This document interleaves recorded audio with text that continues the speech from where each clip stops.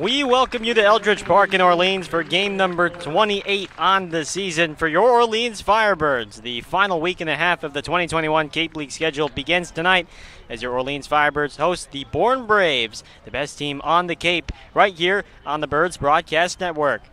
And hi again, everybody. Gareth Kwok alongside my good friend Carlo Jimenez and our sideline reporter Noah Searson. Well, there are 9 games left on the schedule, and Orleans is 6 games back of Harwich for the second seed in the East. The Firebirds must go on a last-minute run here, virtually win every single game to keep themselves alive. Firebirds on a 3-game skid and looking to avoid a season-long losing streak as they face the best team in the league. But make no mistake, both games so far against the Bourne Braves have been very good, arguably their best performances all season long, but yet they have still looking for their first victory over Bourne. A loss and a tie so far in these 2 games. Can they get a victory tonight here on this Monday? It's the final interdivision game of the year between Orleans and the Western Division foe. Orleans trying to defeat Bourne for the first time this summer and avoid losing 4 in a row for the first time this season as well. Let's now send it over to our sideline reporter Noah Searson for our Early Bird pregame show. Yeah, appreciate it, Gareth. Welcome to another edition of the Early Bird pregame show. Noah Searson here alongside Carlo Jimenez. And Firebirds got a big game tonight, like Gareth mentioned. It's been a close series so far. First game ends in a tie. Second game walk-off. In total, only 1 run separates these 2 teams. And while it's definitely been an up-and-down year for this team, Carlo, it seems like Orleans just rises to the level of competition. Bourne has been the story of the Cape League season so far. They've been on a record-breaking pace the entire year. That record held by a former Firebird squad. But if they can knock them off tonight, maybe hit them off track a little bit, and get a little confidence booster headed into the final quarter of the season, Carlo. Yeah, this is the only stadium Bourne has not won at. And so the Firebirds have a chance to do something that no other team in the Cape can say they do, and that is not allowed Bourne to win at their home place. And I think for Orleans, you got to have a lot of confidence. I mean, 2 really close games, the 2-2 tie, the 4-3 loss. It doesn't get much tighter than that, and so should have a good one here tonight. Yeah, and while this Firebirds team doesn't look like they're headed towards the postseason, it's easy to find motivation in this one because that last game at Bourne was an absolute heartbreaker. You play them tough. Some of the best baseball this Firebird squad has played all year. You have that weird delay, long baseball game, and then you get to watch them walk off, celebrate a water jug and the whole shebang. So no doubt the Firebirds will definitely want to get this one. It will be a definitely one they had marked on their calendars, a potential revenge game. So should be a fun one. And for Orleans fans, you get to see a new starter, something that we haven't seen in a while. The additions have slowed down, but Nathan Florence coming out of the bullpen, making his first start of the year, actually future Rutgers Scarlet Knight headed to the Big Ten. And while he's, mostly came out of the bullpen, he's looked pretty good. First saw him against Harwich in another kind of weird fog delay game. And last saw him against Hyannis. He's looked good. He's got great stuff. Throws pretty hard. And while we haven't seen him as a starter, he's definitely got the stuff to perform out there, Carlo. Yeah, only 1 run allowed so far this summer. And you mentioned it. He had 2 starts in 2018 when he was with Wareham, and that Wareham team won the championship. So he's started on the Cape before, maybe not what he's used to day in and day out, but Firebirds are going to need him to go the distance today. He's a very good Bourne team, the best offense on the Cape, and you want to shut them down early, kind of like we saw when we were at Doran Park. Yeah, and you mentioned going the distance. We don't exactly know what that means for Florence, but I think if you need at least 3 solid, hopefully 4 would be great, especially when the bullpen a little bit depleted right now as far as the guys who have gotten usage, guys who are coming off rest. Probably a lot of those guys that actually played against Bourne last time might start to become available.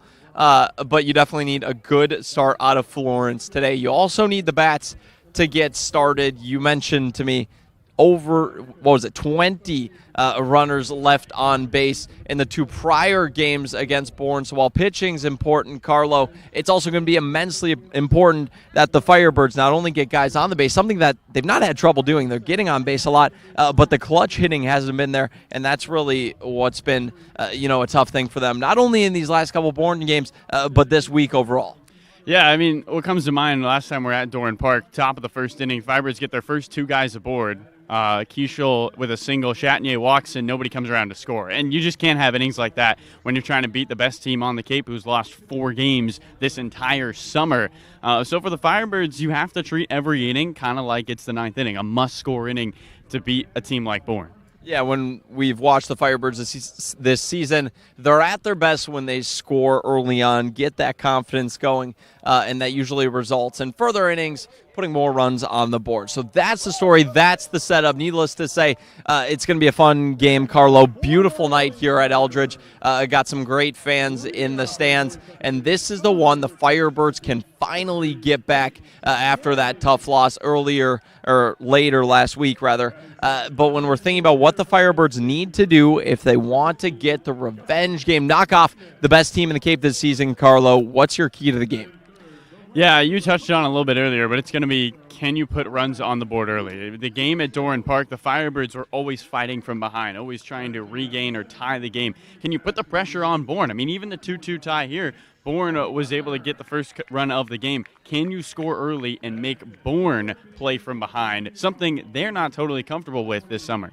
Yeah, Bourne definitely puts a lot of offense on the boards and maybe get a little bit of a distance because for whatever reason, they have become the walk-off team of the century. I don't even know how many walk-offs they have, but they have a lot. I'll tell you that much. So, maybe getting a little distance as well. But my key to the game is actually going to be more on the mental side of baseball, and that's get some momentum early on. Because when I think back to last night's game, it was a very forgettable game, frankly, for Firebirds fans, and that was because the entire game, people just kind of seemed out of it. We're kind of waltzing through the game. Hyannis was doing pretty well in that one, but everybody at the park, there was something off about the game. So to make the big play, get momentum early. It can literally be somebody playing. It can be somebody in the dugout, but somebody's got to get the energy going early, grab that momentum, because hopefully that will result in the Firebirds putting runs on the board, like you said, Nathan Florence pitching well, and everything just clicking. So those are our keys to the game, and that's all we got here on the Early Bird pregame show.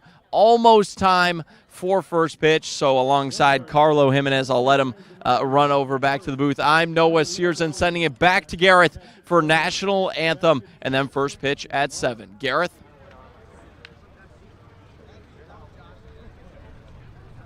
All right, thanks so much, Noah. As always, the Early Bird pregame show live here on the Birds Broadcast Network. And we are just about set for first pitch here at Eldridge Park. 5 more home games on the schedule, including this one. And we will be back at home Wednesday when the Firebirds host the Chatham Anglers from Eldridge Park. We'll be on the road tomorrow at Brewster from Stony Brook Field. Oddly enough, that'll be the first time we'll visit Stony Brook Field at Brewster. We were supposed to be there in mid-July, but we had a rain out, and so this will actually be the first time the Firebirds will visit the Brewster Whitecaps home field tomorrow night, and that'll be a 4 p.m. first pitch. We'll have pregame at 3:45, but nevertheless, we got ourselves a good one as it is a picture-perfect night for baseball. The sun beginning to set down the right field line behind the Nauset Regional Middle School. And the flag, though, gusting in, so it's going to be another tough day for power hitters to drive the ball out of the yard. And the Orleans Firebirds and the Bourne Braves, third and final meeting between these two ball clubs here in this 2021 summer. And like we talked about it, as Carlo Jimenez has rejoined me here at the broadcast table, it's these two teams, given that Bourne has 11 more wins than the Firebirds, but these two seem to always play really good baseball against one another, and it's always an entertaining matchup. Yeah, I mean, the two teams separated by a run that we really thought we were a strike away from this being even as the season series It was a 3-3 game before that Peter Burns single up the middle with 2 outs in the bottom of the 9th and a 2-2 count. So it doesn't get much closer than that. I mean, you talk about the lack of separation, and Orleans seems to play the Bravos well. The question will be, Gareth, can they take advantage of opportunities? 11 left on base at Doran Park, 9 left on base here at home the first time they played them, and that just does not translate to success. I mean, we talked to Luke Keichel yesterday here in the booth, asked him about, what do you think going against the best team on the Cape, and he said, we don't think we got lucky and played them well. We don't think we didn't deserve to play them well. At times felt like we outplayed them and just weren't able to capitalize. And so can the Orleans Firebirds continue to have that strong play against Bourne and capitalize on the opportunities? Well, I mean, as you said, right now this Firebirds team trying to regain a little bit of confidence, finish out this season strong. It's certainly been an up and down year. And when you look at the standings, Brewster Whitecaps right now in a commanding lead for first. They have 17 wins, 8 losses, and 3 ties. Harwich in second place with 16 wins, 8 losses, and 4 ties. And then there's a bit of a drop-off after those top 2 spots. YD in third with 11 wins, 11 losses, and 7 ties. And then you got Orleans in fourth with 10 wins, 13 losses, and 4 ties. And then Chatham in fifth place with 10 wins, 17 losses, and then 3 ties. So right now, those top 2 spots could change over this next week and a half between Brewster and Harwich, but they're looking set for the postseason. Orleans not mathematically out just yet. 9 games left. They're down 6 in the race, but it has to start with tonight against the best team in the Cape Cod Baseball League. And now let's listen into tonight's national anthem. For the Greensboro Indoor Football and Hockey team to join us today for Firebirds and their fans. Oh, say, can you see by the dawn's early light what so proudly we hailed at the twilight's last gleaming? Was bright and bright stars through the perilous fight.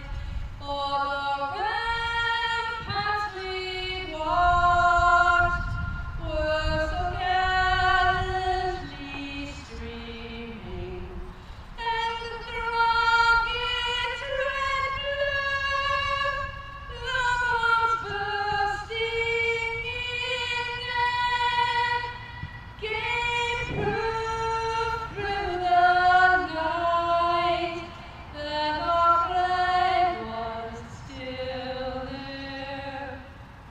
Oh, say does that star-spangled banner yet wave o'er the land of the free and the home of the brave.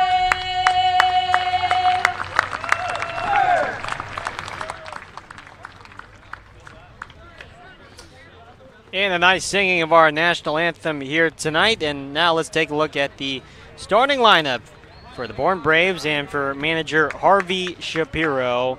Shapiro will be inducted into the Cape League Hall of Fame at the end of this year and in his 18th season as manager for the Bravos. The starting lineup will go like this. Leading off in center field will be Joe Lampe, the left-handed speedster from Arizona State. Max Anderson will hit second, the third baseman from Nebraska and one of the 4 Cape League All-Star position players on this Bourne Braves team.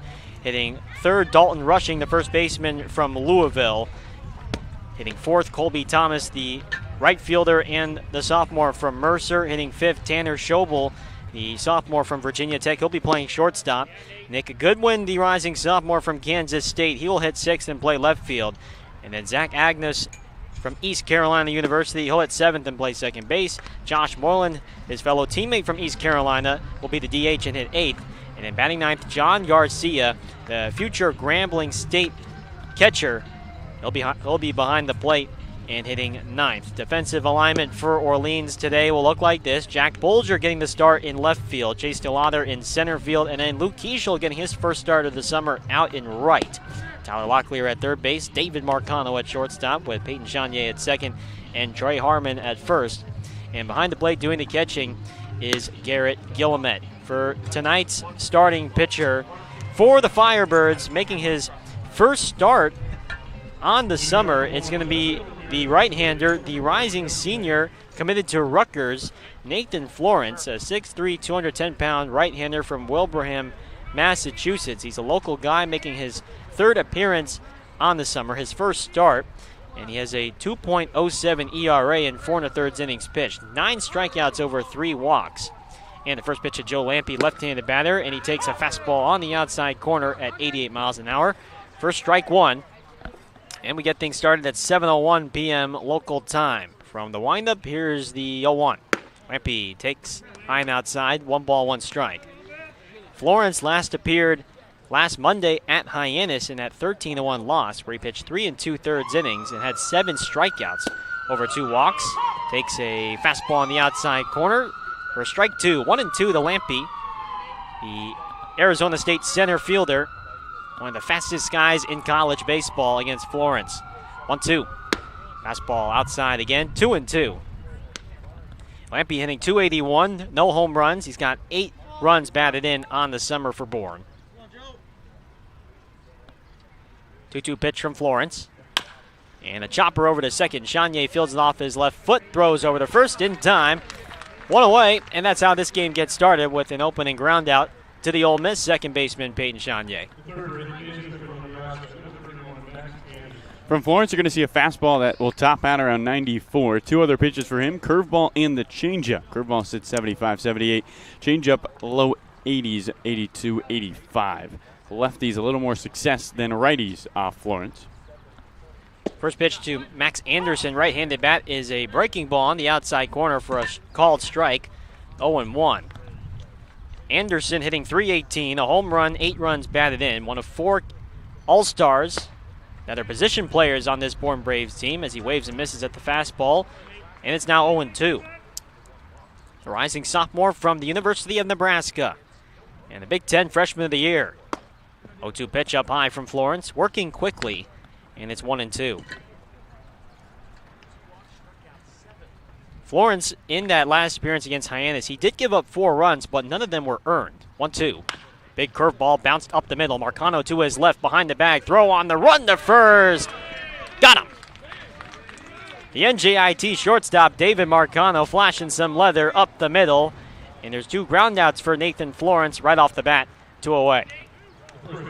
Yeah, it's a beautiful play by David, ranging to his left. And for Orleans, a good way to start this one against a very dangerous top of the lineup in Bourne. Kind of a similar thing between these two teams. The top of the order is so good. Here's Dalton Rushing, left-handed bat from Louisville, who takes the first pitch up high, ball 1. Rushing, Anderson, Christian Knapczyk, who's not in the starting lineup today, and then Braylon Wimmer. As here's the 1-0. Rushing lines one right at Trey Harmon, and the side is retired. A 1-2-3 first inning for Nathan Florence, and a good start for the Orleans Firebirds tonight, as we send it now to the bottom of the first. No score here from Eldridge Park as we get things started.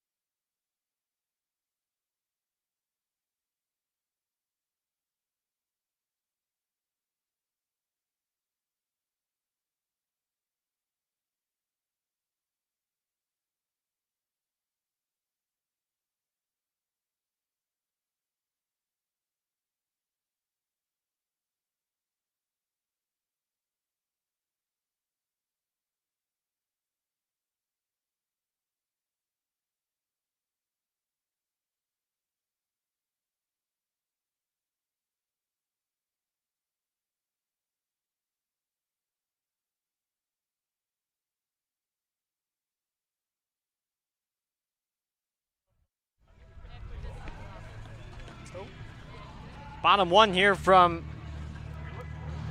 Eldridge Park as we take a look now at the starting lineup for manager Kelly Nicholson and the Orleans Firebirds. Leading off will be Peyton Chanier, the right-handed second baseman from Ole Miss. Justin Mickness getting the start, the Kent State catcher, as the DH tonight. He's been hitting the ball well the last couple of games. He'll hit second. Luke Keishel hitting third, the right fielder from the University of San Francisco. Chase DeLauder hitting fourth, the center fielder from James Madison, followed by Tyler Locklear hitting fifth, the third baseman from VCU. Jack Bolger hitting sixth, the left fielder from Vanderbilt. And then hitting seventh, Trey Harmon, the first baseman from Stetson, followed by Garrett Guillemette hitting eighth, the catcher from USC. And then batting ninth, David Marcano, the shortstop from NJIT. Against tonight's starting pitcher, the left-hander, the rising sophomore from the University of Oklahoma, Jake Bennett, a 6'6", 234-pound left-hander from Bixby, Oklahoma. And the first pitch to Peyton Chanier is low in the dirt for ball one. Bennett, a Cape League All-Star, and he has had a tremendous summer here on the Cape for the Bourne Braves. The left-hander has a 2.25 ERA in 5 games. 4 of those were starts. 20 innings pitched and 22 strikeouts over 2 walks as the 1-0 pitch is outside. 2-0 to Chanier. Just 2 walks in 20 innings. He has excellent control. And he was Oklahoma's Saturday starter this past season. Sort of had an up and down year in his first full season with Oklahoma as Chanier lines one in the left center field for a base hit. And that's how the Orleans Firebirds get things started on offense with a leadoff single from Peyton Chanier. And he's aboard now for Justin Mickness.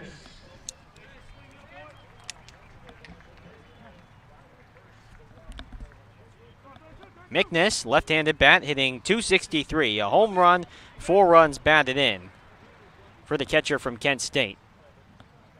Hit his first home run of the summer yesterday against Hyannis into the right center field bullpen of Orleans. First pitch is at 92 miles an hour at the belt for called strike one. Umpires for tonight's game behind the plate, Ryan Demary. First base umpire, Alan Liberdoni. And then at third base, Sparky Burns. 0-1, Chanier at first. Look over at Chanier once and twice. The pitch, and it's low and away as the catcher Garcia has to get down into his squat. 1-1.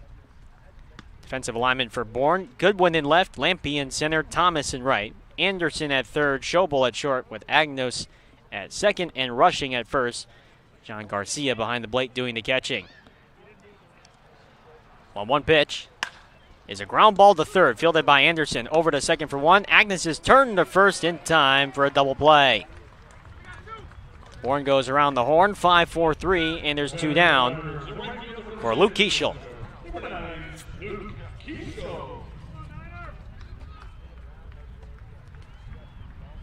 So here's Keishel, the right fielder from the University of San Francisco, who's been the hottest hitter in the Firebirds lineup the past stretch. He's hitting .520 in his last 5 games, 13 hits in 25 at-bats. Doesn't waste any time and grounds one deep into the hole at short. Long throw from Schobel to first, too high and not in time. And Luke Keishel, before the at-bat, on a 9-game hitting streak, make it now 10 games for the right fielder. He came from the Cal Ripken League with the Gaithersburg Giants. And ever since he's been on the Cape, he has just been on a tear. And he's at first with 2 down for the cleanup man, Chase DeLauder.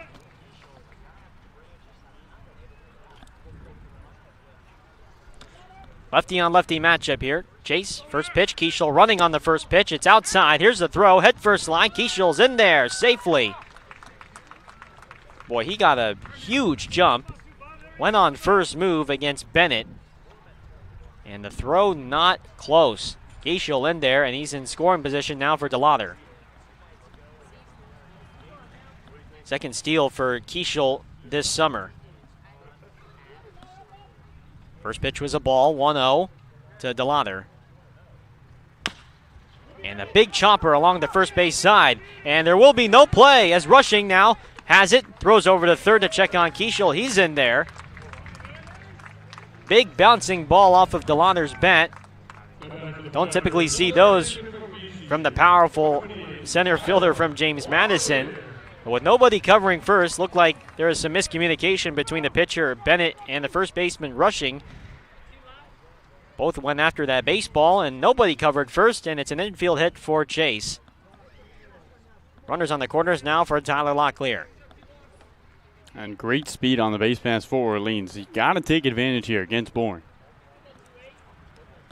Locklear hitting .245, 8 homers, 22 driven in. First pitch, popped foul down the right field line and out of play, 0-1. Orleans picked up 2 hits in the top of the first. Last time they played at Bourne at Doran Park, did not score. Want to put the pressure on the Braves early. Orleans is RBI leader at the plate right now in an RBI situation. Keishel at third, DeLauder at first, 2 down. A 1 pitch, swinging a foul, tipped into the glove of the catcher Garcia, and it's 0-2. Locklear tied for second in the league in runs batted in with Owen Diodati of Wareham. Both are behind Brock Wilkin of Harwich, who's been one of the best players on the Cape this summer for the Mariners. Bennett stares down DeLauder at first. DeLauder's running, and the pitch is inside. DeLauder, meanwhile, into second, standing up without a throw. Chase's 3rd steal of the summer, and that eliminates the force play at second. Chase at second, Keishel at third. 1-2 to Tyler Locklear with Jack Bolger on deck for the Firebirds. Bennett throws. Ground ball down the third base line. Foul. And it remains 1-2 to the VCU third baseman and the Atlantic 10 Player of the Year, the freshman All-American Tyler Locklear. T-Lock, or just Lock for short, as a lot of his teammates and coaches like to call him, on the field. 1-2. Little blooper, first base side, foul, as Rushing gives it a look. 1-2.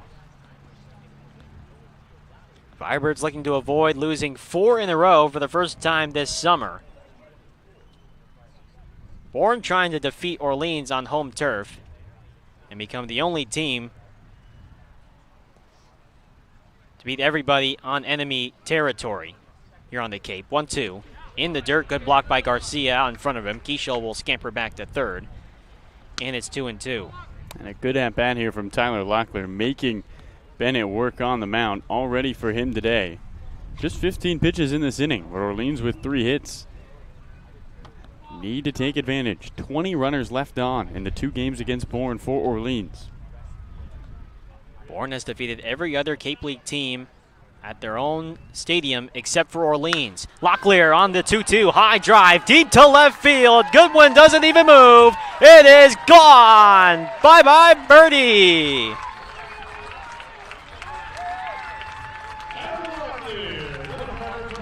A 3-run home run for Locklear. His 9th home run of the summer. And it's 3-0 Firebirds. You want a good way to start a game. The middle of the order getting it done. The big guys in Keishel, DeLauder, Locklear, and Tyler blasts one into left in Orleans with a good start. First pitch to Jack Bolger is low, 1-0. Locklear now has the league lead and runs batted in ahead of Brock Wilkin with 25. 1-0 pitch. Bolger takes down the middle for a called strike 1. 1-1. 101 miles an hour. The exit velocity, according to our stats guy Jackson Thomas, 366 feet the distance. As the 1-1 pitch, Bolger pops one up foul behind the bird's nest and behind our press box. 1-2. Now Locklear and DeLauder, the Bash Bros, however you want to call them, they both were tied with 8 home runs each heading into this ball game. Now Locklear has the team lead and the league lead with 9 home runs. Bolger on the 1-2 swings and misses at the pitch in the dirt. Garcia throws over to first to complete the strikeout, and that will retire the side. First strikeout for Bennett, but not before Tyler Locklear leaves Eldridge Park with a 3-run home run beyond the Bourne Braves bullpen out in left center field. It's 3-0 Orleans as we head to the top of the second here from Eldridge Park.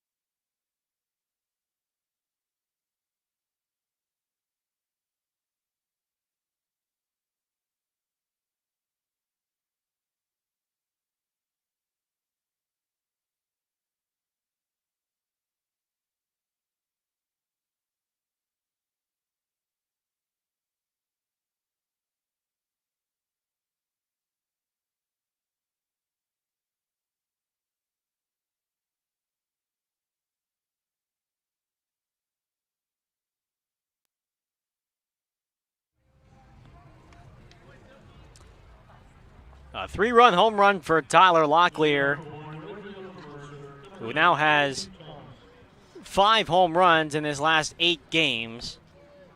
And the Cape League home run leader has made a 3-0 lead for the Firebirds as we head to the top of the second. Colby Thomas, first pitch, lays down the bunt along the third base side. Florence picks it up, throws to first, dug out by Trey Harmon. In time for out number 1. Some good defense already being displayed by the Firebirds. A couple of ground balls. And the Firebirds defense has been a little bit shaky the last several games. Looking a lot better so far to the start in this one. As here is Schobel. He doesn't waste any time. Grounds one over the short. Marcano to his left. Flings it over to first in time. 2 pitches, 2 outs for Nathan Florence here in the second. Only 12 pitches so far for Florence in this one. He's been terrific. And for Orleans, this is the start you want. I mean, 3 straight losses, a 12-6, 3.5-hour nightmare yesterday against Hyannis. You want a bounce-back win, trying to take down the best team on the Cape and give the Braves their first losing streak of the summer. Nick Goodwin, right-handed bat from Kansas State, looks at a pitch high and in for ball 1. So like we talked about earlier in the previous inning, it's Anderson rushing, Knapczyk, and then Wimmer, although as the 1-0 pitch, taken at the knees for a called strike, 1-1. Although Wimmer reportedly has headed home for the summer, not official yet, as the 1-1 pitch is fouled off of Goodwin's ankle, 1-2. And so Wimmer unlikely to be back with the team, so that's one all-star as far as the offense goes that won't be with Bourne for their playoff run, which have almost virtually locked up that number 1 seed in the West.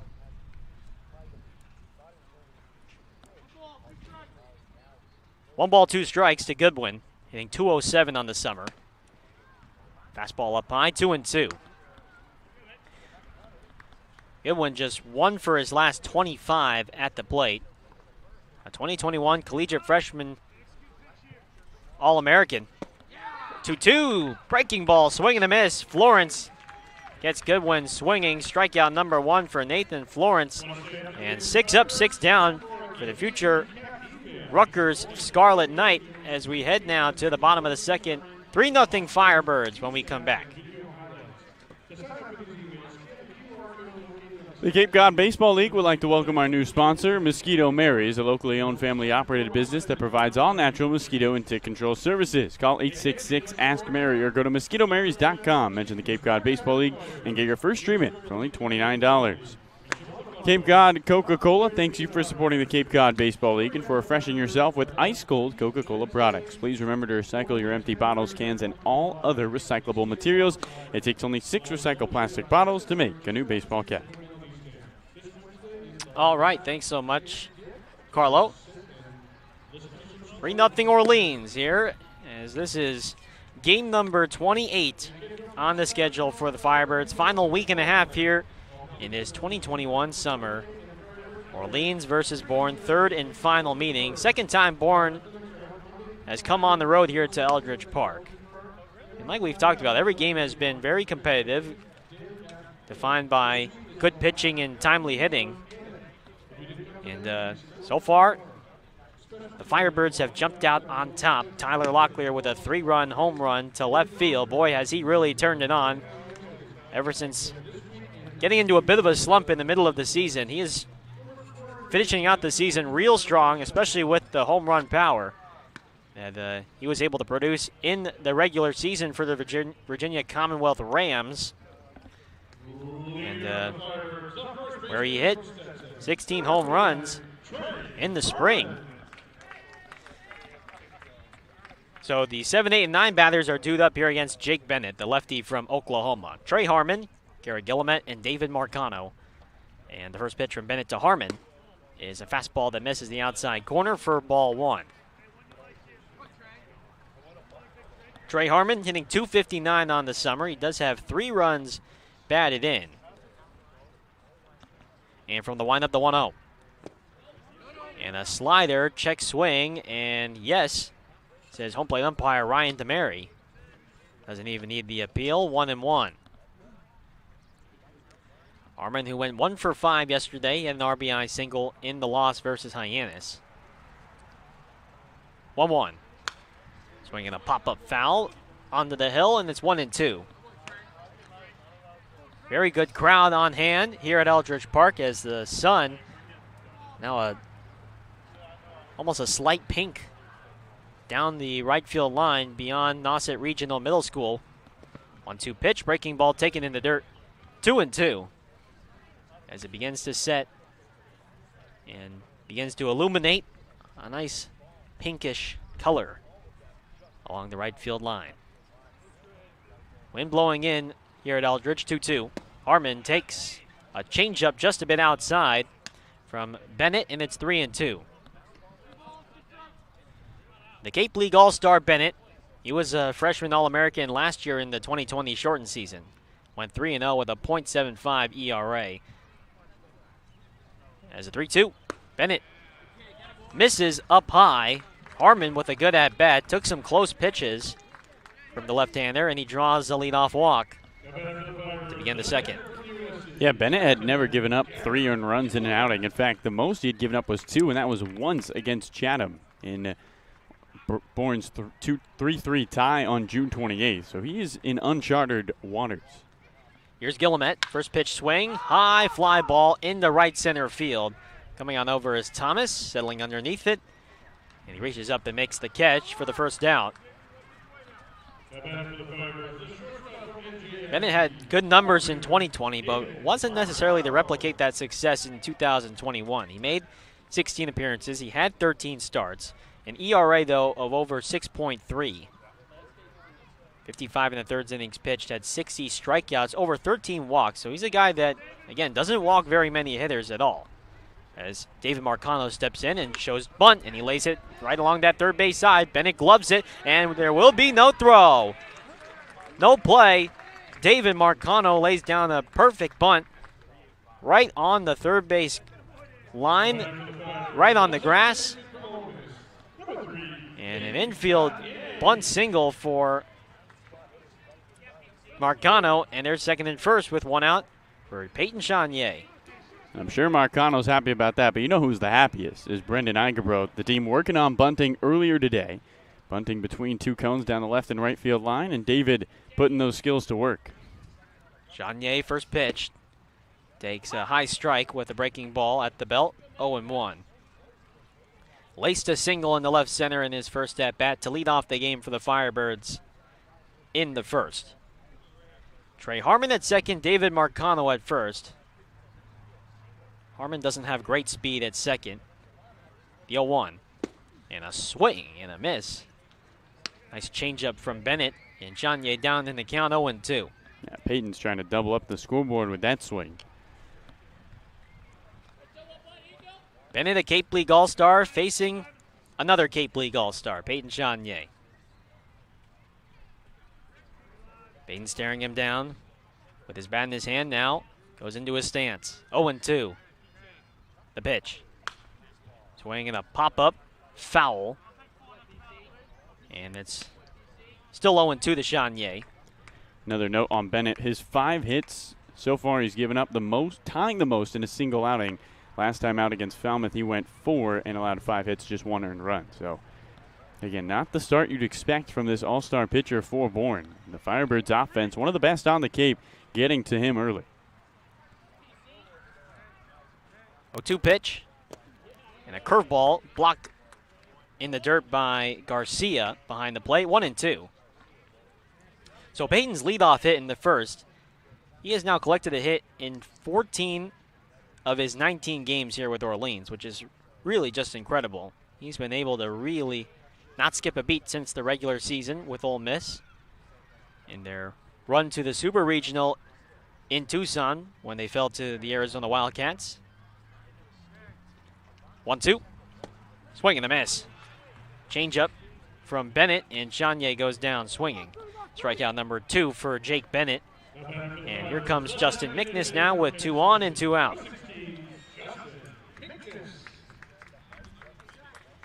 Mickness, who bounced into a 5-4-3 double play back in the first inning. Lefty on lefty matchup. And the first pitch.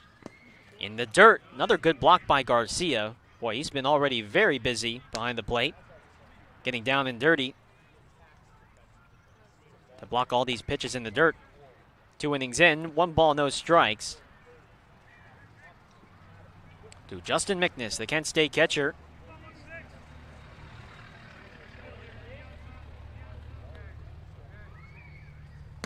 One 0, fastball, just misses the outside. 2-0.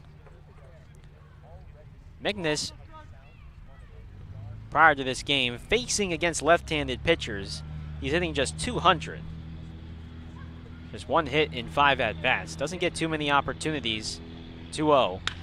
Ground ball to short, fielded by Schobel. He'll go the second to short way in time to get Marcano, and the inning is over.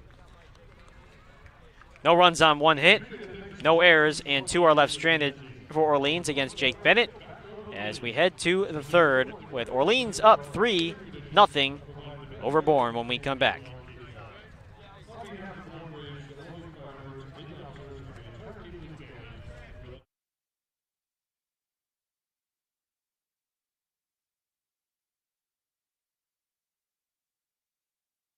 Lear finally realizing all the power we know he has, and it's funny, when I talked to him way back in February, learned about a certain pop culture moniker he earned at VCU, Hulk, dressed up as the Hulk in a batting practice, but he's got a new one here with his buddy Chase DeLauder, and that is that they are the Super Smash Bros. Now, I'm not sure who came up with the nickname, honestly, but I've heard that it's pretty popular. It's been popular on social media, and even Chase and Tyler themselves are like, yeah, I kind of like that nickname. It's really Bash Bros versus Super Smash Bros, but it's kind of funny how you talk to him all the way back in February, gets that nickname, and also in that conversation, I asked him the very question of, in a big game, what are you going to do if you want to flip the bat? And while he didn't have a bat flip there, this might be the biggest game the rest of the way for the Firebirds. And you saw him, he took a step back. He looked at his masterpiece, and clearly it was crushed. 3 runs on the board for the Orleans Firebirds, giving them a nice lead here in Bourne, guys. Maybe not a bat flip, but the closest thing you're going to get on this team, guys. All right, thanks so much, Noah. As the 7, 8, 9 hitters for Bourne face off against Florence. First pitch up to Zach Agnes out of East Carolina. And a fly ball to center. DeLauder to his left, ranging over, makes the catch. And that's 7 up, 7 down for Nathan Florence. Out number 1 here in the third. 3 of the last 4 batters he's retired with 1 pitch. I mean, Nathan Florence is setting himself up to go the distance and then some. Here's Josh Moylan now. Moylan, first pitch. A called strike, 0-1 with the breaking ball from Florence. Moylan hitting just 128 on the summer. Takes an 0-1 curveball in the dirt, and it skips away from Guillemette. 1 ball, 1 strike. Just 6 hits in 47 at-bats for the East Carolina DH. Does have a homer and 3 runs batted in. Swing and a miss on the fastball. 1-2 now. Was tabbed as the 3rd best first baseman nationally coming out of high school by perfect game. He's from Stony Beach, Maryland, here on the East Coast. 1-2. Fastball just misses low and in. 2-2. Had a solid year for the Pirates. Hit .310, 6 homers, 38 runs batted in on the spring. 2-2. And a slider just misses low, and the count goes full 3-2 with the catcher Garcia waiting on deck. 3-0 Firebirds here as we enter the top of the 3rd from Eldridge Park. Florence ready, 3-2. Line drive, shortstop Marcano fields it to his left, 2 away.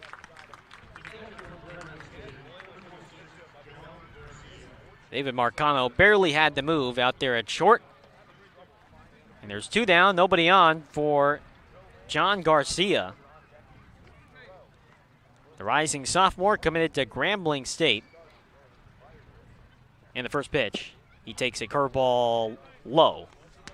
Ball 1.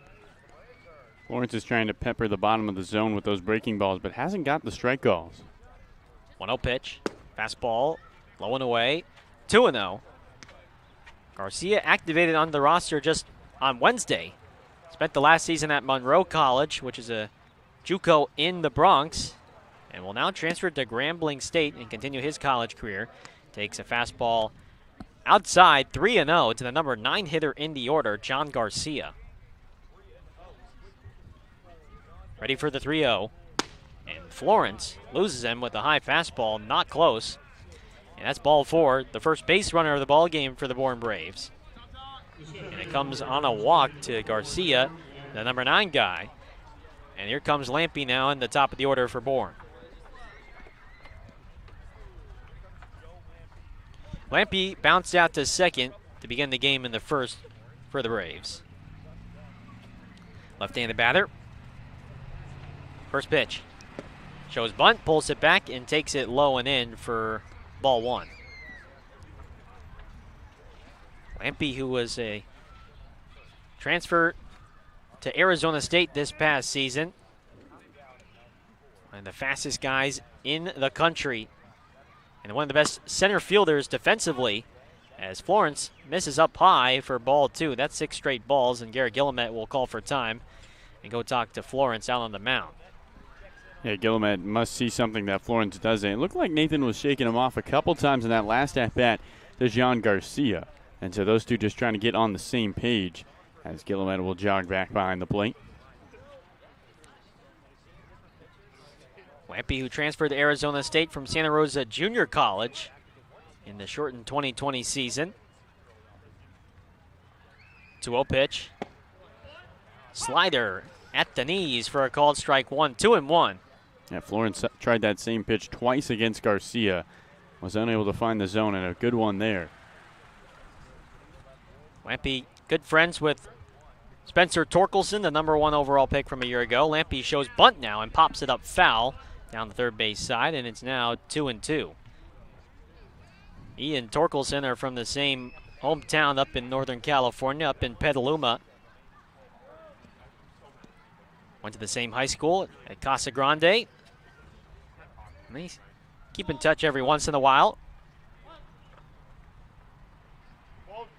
2 balls, 2 strikes. Garcia at first. And the pitch. Fastball, check swing from Lampy. Did he go around? No, says third base umpire Sparky Burns on the appeal, and it's now 3-2. A Rawlings Gold Glove finalist in center field was Lampy. Garcia will get a head start at first. He will run on this pitch, 3-2. He goes, and the pitch is high and outside, ball 4. Back-to-back walks allowed by Florence. And the tying run will come up to the plate in Max Anderson, the third baseman from the University of Nebraska. Now for Florence, who is absolutely flying through this game. Now all of a sudden, the tying run is at the plate. First pitch, big curveball on the outside corner. Strike one called to Anderson. The Big Ten Freshman of the Year, a collegiate baseball freshman All-American. Awaits the 0-1 pitch. And it's in the dirt. Gets away from Garrett Gillimet. Over the third goes Garcia. Lampe stays put at first. And so the wild pitch allows Garcia to go to third. Lampe remains at first. And Gillimet will go out and put on the first and third play here. Lampe, who does have excellent speed and leads, and is tied for the team lead in stolen bases with 5. We'll see if he decides to go at first on this first and third. 2-out situation. 1-1. Swing and a miss. Snap throw over to first. Lampe back to first with a head-first dive. And it's 1-2 to Anderson. Anderson, who came to Nebraska as the Gatorade Player of the Year out of high school. The pitch, line drive into left field. Bulger to his right, races over and makes the backhanded catch, and that will end the inning. Bulger's running catch to his right robs Bourne of a run and perhaps 2 with the speed of Lampe, and a good play by the Vanderbilt left fielder. No runs on no hits, no errors, and 2 are left stranded for Bourne in the top of the third. Let's go to the bottom of the third. Still 3-0 Orleans when we return on the Birds Broadcast Network.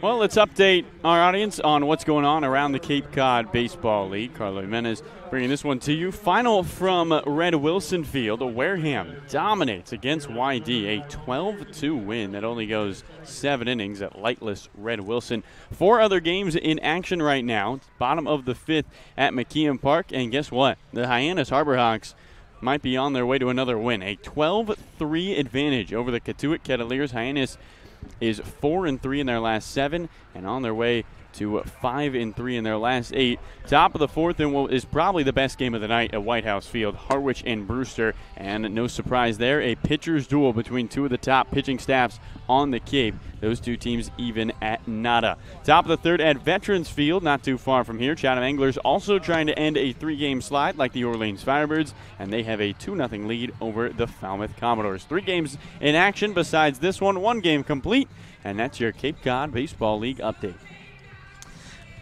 Hyannis is keeping their best for last, Carlo. 12 runs. That's the second time in a row where they have scored 12 in a ball game. They did it yesterday against Orleans, and boy, that offense is really flourishing on all cylinders. Yeah. So 16 runs, then 12 here, then 12 more. That is. Quick math, total of 40 runs in the last 3 games. Just unbelievable for Hyannis. Look, they're still the worst team in the league, but boy, they are not playing like it these last week and a half. Luke Keischel stands in against Bennett, and the first pitch is a swing and a miss for strike 1, 0-1.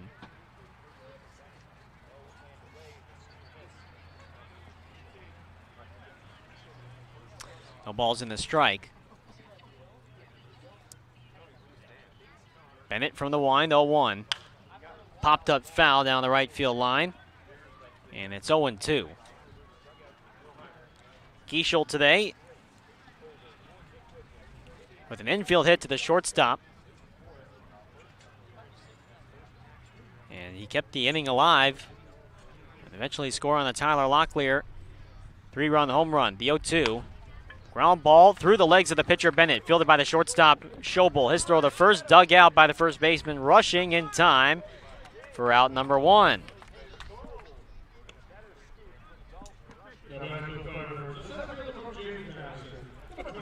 So 1 away as Keischel is retired.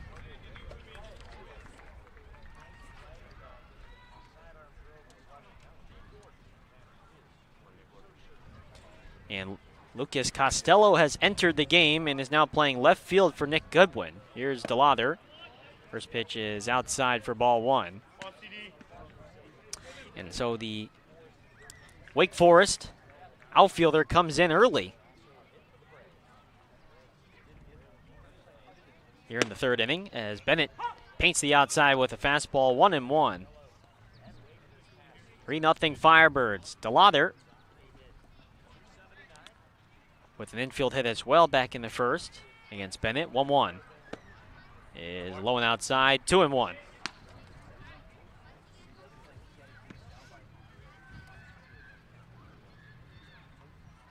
Wind blowing in.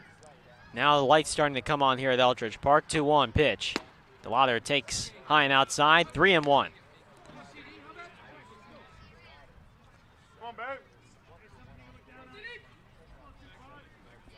Chase DeLather, nobody on, 1 out versus Bennett, 3-1. Takes a fastball right on the outside corner for a called strike 2, and it's now 3-2.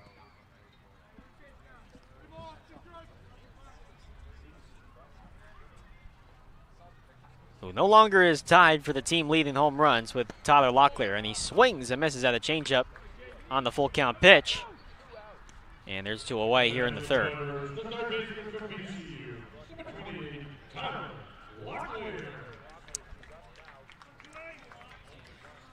So here's Locklear now.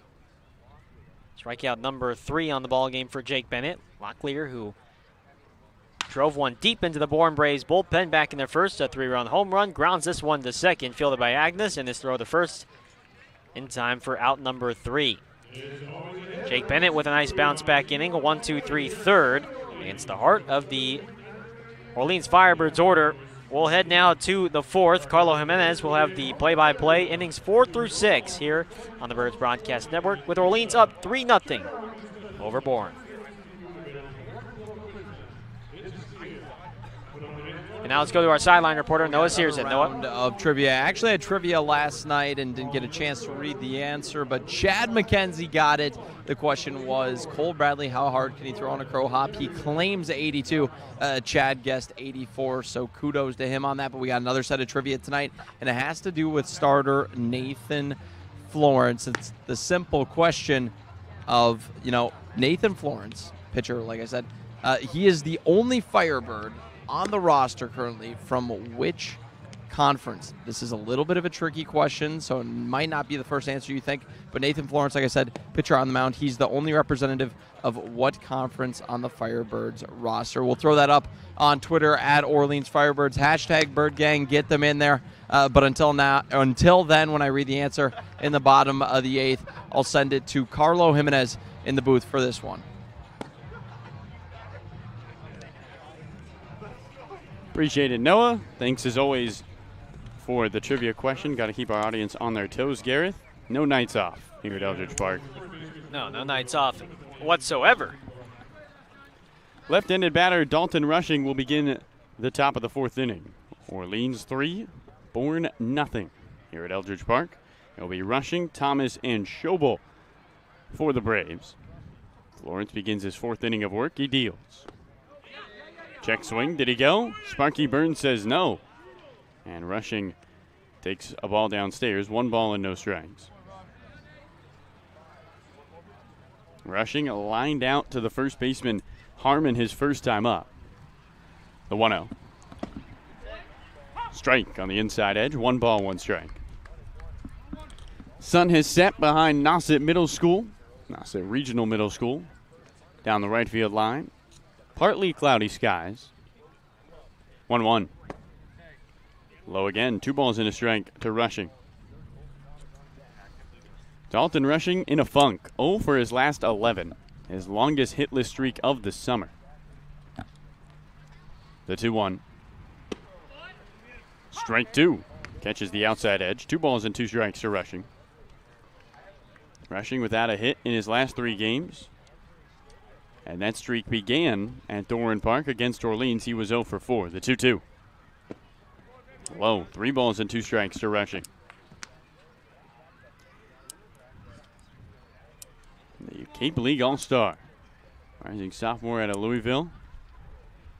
Looks on to begin the top of the fourth. 3-0 Orleans with the bases empty. 3-2 home.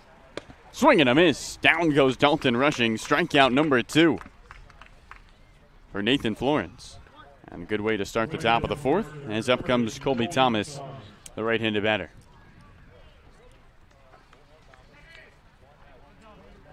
Thomas grounded out to Florence his last time up on the first pitch he saw. Let's see if he takes one here. Right-handed batter looks in, the opening offering. And he takes a ball low. 1 ball and no strikes. A 3-run home run by Tyler Locklear, the difference in this game. 1-0. Swing and a miss. That high fastball. Unable. Thomas does not lay off. And the count 1 ball, 1 strike. A light breeze coming in from center field. It is softened since first pitch. 1-1. Way high. Gilliman reaches up and snares it. And the count 2 balls and a strike to the cleanup hitter out of Mercer. A .235 average for Colby Thomas. Florence trying to retire the first 2 batters of the fourth inning. 2-1. And a sharply hit ground ball to third. Locklear doesn't have to move. The third baseman gloves it at the ankles. He sets his feet and lobs one to first. Down goes Thomas. And 2 up, 2 down in the top of the fourth inning as up comes Tanner Schobel against Nathan Florence. Already we're starting to see much better defense from the Firebirds tonight, which hasn't necessarily been the case the last 3 or 4 games, you could say. It's been, again, this is the best team defensively, Orleans, but the last several games they haven't really shown it just on routine plays that they've made all season long, and tonight they've been able to return to that form. First pitch to the righty, shows bunt, pulls it back, takes the ball upstairs. The count 1 ball and no strikes. All right, Gareth, a couple of errors against Hyannis yesterday, a couple more in the previous game against Wareham. It has not been pretty. 1-0. Big breaking ball, and that gets the helmet of Tanner Schobel as he tried to duck down. Came in at 77 according to the gun. And Schobel looks like he's all right. He takes the helmet off, jogs down to first. First hit by pitch. And up comes Lucas Costello. His first at-bat as a Bourne Brave. Costello out of Wake Forest. Inserted into the game in the bottom of the third. And he will dig in. Mentioned it, Gareth, a couple of guys maybe on their way out for Bourne, especially with SEC schools starting so quickly in the second week of August. Guys just don't have time off. And so Lucas Costello out of Miami, Florida, will have his first at-bat with Bourne. The right-handed batter digs in. Substituting in for Nick Goodwin, the pitch home. And he takes the ball high. Costello in his last year with Wake Forest, .279 hitter. 5 home runs and 31 RBIs to show for it. Was the leadoff hitter for Wake Forest. 1-0. Strike. Nicks the outside edge. A late call from home plate umpire Ryan DeMary. And the count even. 1 ball, 1 strike. Costello was terrific for Wake Forest as the leadoff man in midway through the season as he swings and misses at the 1-1 in the count. 1 ball and 2 strikes. Carried a 14-game hitting streak during the year. Did steal 6 bases in 9 attempts. So your traditional leadoff guy in his first outing with Bourne, he's hitting in the 6th spot. At first lead Schobel after taking a breaking ball to the helmet. 3-0 Orleans, top 4. The 1-2, swing and a miss. And that's how the first at-bat of Nick Goodwin's career with Bourne ends. A swinging strikeout, the 3rd of the game for Nathan Florence. And that will do it for the top of the 4th. 1 left on the hit by pitch. We'll head to the bottom of the inning. Orleans 3, Bourne nothing here at Eldridge Park.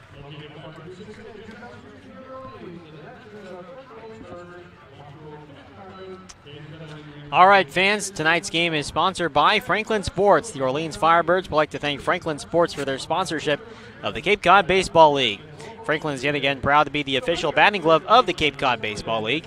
And throughout the summer, all 10 Cape League teams are wearing their own custom team batting gloves courtesy of Franklin Sports. To order your favorite team's design or to create your own, visit franklinsports.com/custom. Enter code CCBL20 for 20% off your purchase. From Cape Cod to the major leagues, only the best hitters in baseball wear Franklin gloves. And tonight's game is sponsored by Rogers Gray. Whether it's life insurance to safeguard your loved ones, an umbrella policy to protect your teen driver, or making sure your home is covered from storm damage, Rogers Gray is there to guide you. Insurance is more than just a box to check. Trust Rogers Gray, a proud sponsor of the Cape Cod Baseball League. Thanks so much, Gareth. Appreciate it as always. Terrific once again. My pleasure. It's always your pleasure. I mean, I'm going to say it every time. All right. The day you don't, I'll be worried. To the home half of the fourth inning here at Eldridge Park. It's the Firebirds 3, the Bourne Braves nothing. A 3-run home run by Tyler Locklear, which puts him at sole possession of the league lead in RBIs and home runs. The difference in this game, that game in the opening frame. As in stands the right-handed batter, Jack Bolger, to start the bottom of the fourth. It'll be Bolger, Harmon, Guillemette, 6, 7, 8 for Orleans. Bolger struck out swinging his first time up against the lefty Bennett. Bennett peeks over the top of the glove, kicks high, deals home. Bolger shows bunt, pulls it back, takes the ball away. Jack Bolger still looking for his first hit as a Firebird. 0 for 8 with a pair of walks on the summer. Bennett disagrees with the first sign, nods at the second. 1-0. And Bolger swings and pops one up down the right field line over towards first base. The first baseman rushing into foul territory, and he makes the catch. And down goes Bolger. And Jack Bolger will have to wait another at-bat to pick up his first in an Orleans uniform. As in stands Trey Harmon, who walked and was left stranded at second. 1 out, bottom 4. Orleans 3. And the Bourne Braves, the Bravos as they call them, nothing. Firebirds looking for a big-time win, trying to end a 3-game slide. First pitch to Harmon. And he waves at a ball that bounces in. And the count, no balls and 1 strike. Firebirds taking a 12-6 loss to Hyannis yesterday. Led 6-5 as we headed to the top of the 6th inning, and a 7-run top 6 by the Harbor Hawks. 0-1. And a tapper down the third base line. Third baseman Anderson, gloves at head high. He fires to first to beat Harmon.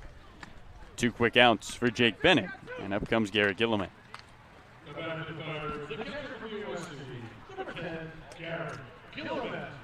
So the Firebirds would end up losing 12-6 in what was a 3.5-hour marathon here at Eldridge Park. And just a gut-wrenching game. I mean, the mist was coming down, the wind was blowing in. It wasn't a pleasant game to be at in the slightest. First pitch to the right-handed batter. And a strike at the top of the zone. Count, no balls and 1 strike. And we were just getting blasted with that mist, Gareth, because the strong wind blowing in, and it was not ideal. 0-1. And Guillemette skies one straight back towards the press box. This one stays in fair territory, and moving backwards is Garcia, and he'll make the catch just on the field, as that will do it. Guillemette is retired on the foul pop-up straight back, and a 1-2-3 inning for Jake Bennett, his 2nd straight of the game. To the 5th we go here at the Orleans Firebirds broadcast. Our Noah Searson will have skipper Kelly Nicholson. It's been a while, but we are back with the skip through 4.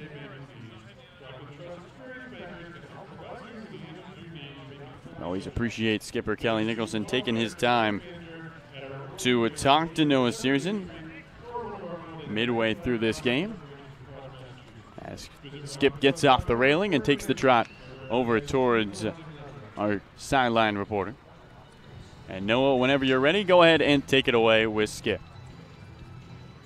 Appreciate it, Garrett. So I'm on the sidelines here with Skip. We got a new pitcher, Zach Morris, coming in. But the start of the game couldn't have been any better. Nathan Florence, 4 hitless innings. What did you think of his performance today? Was there any shot you want to let them out there with no hits allowed?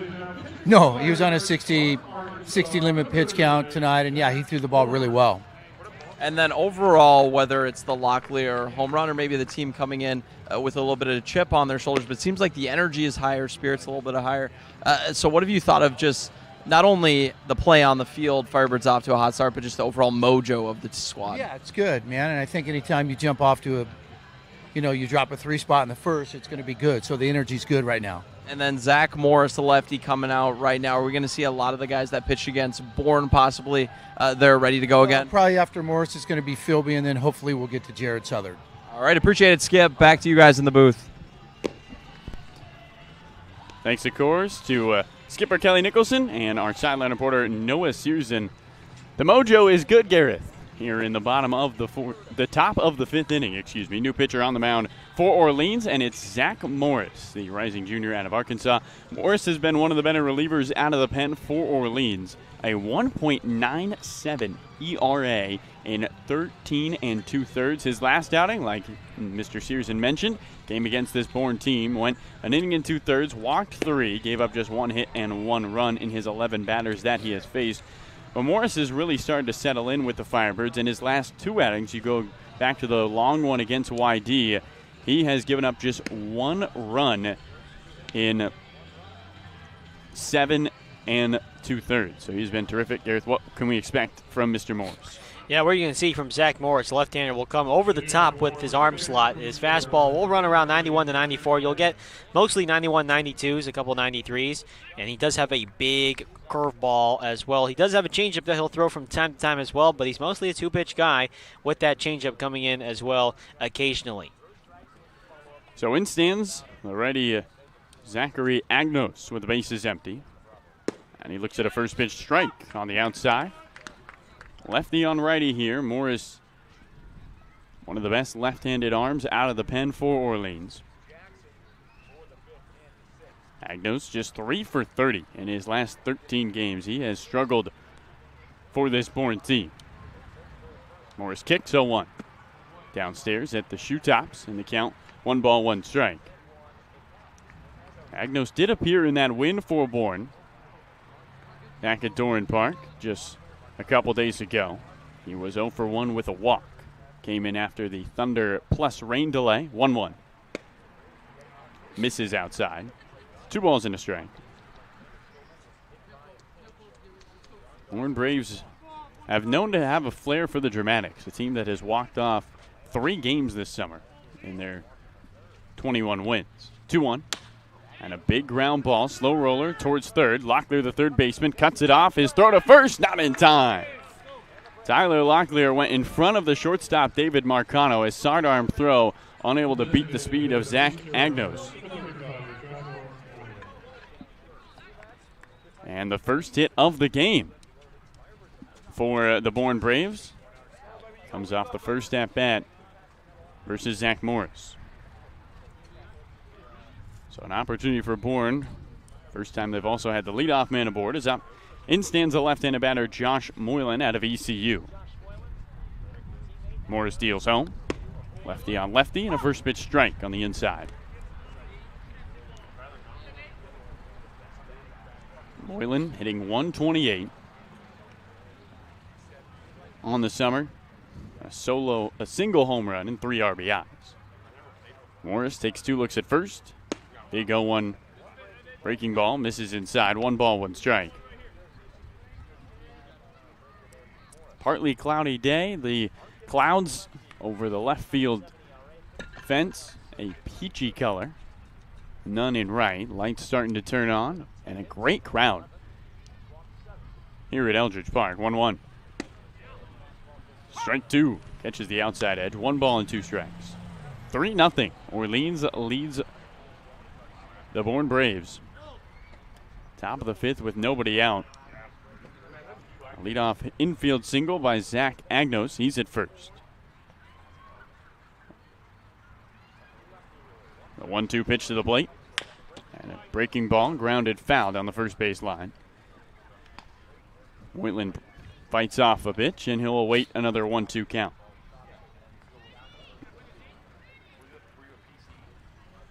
Josh Moylan in the NCAA tournament with Eastern Carolina. 3 for 12 with 3 RBIs. 1-2. Swing and a miss. First strikeout for Zach Morris. First out of his outing. Down goes Josh Moylan. He's 0 for 2, and with 1 on and 1 out. That's the right-handed batter, John Garcia. Garcia, a 9-hole hitter, did appear in the 7-4 loss yesterday to Harwich, but just as a defensive substitution. He walked, reached third back in the third inning, but was left stranded. Morris steals to the righty, and a ball skips in. Guillemette does a good job of keeping it in front of him. And the count, 1 ball, no strikes. Gary Guillemette with the all-new catcher's gear that he got from USC, shipped over to the Cape. A nice darker red on the front. A gradient that moves to white. 1-0. Swing and a miss. 1 ball, 1 strike. I was just about to say, it looked like he got some new catcher's gear. And Garrett said his last gear he got from the Trojans was hand-me-down, so this is the first time he's had new gear. Runner at first is Agnos. 1 out. Top 5, 3-0 Orleans. 1-1. And a ground ball through the right field hole for a base hit. Stopping at second is Agnos. It's a single by John Garcia, the second hit of the game and the second of the inning for the Bourne Braves.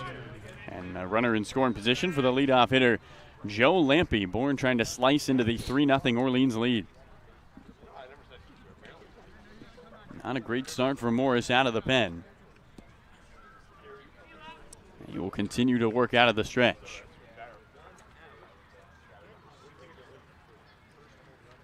The wind is blowing in.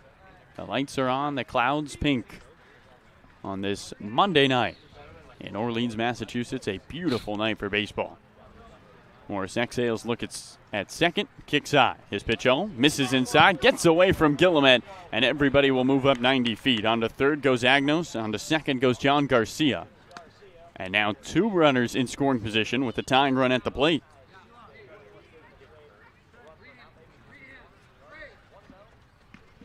Guillemette struggled a little more than we had seen him his last outing, Gareth, against Wareham.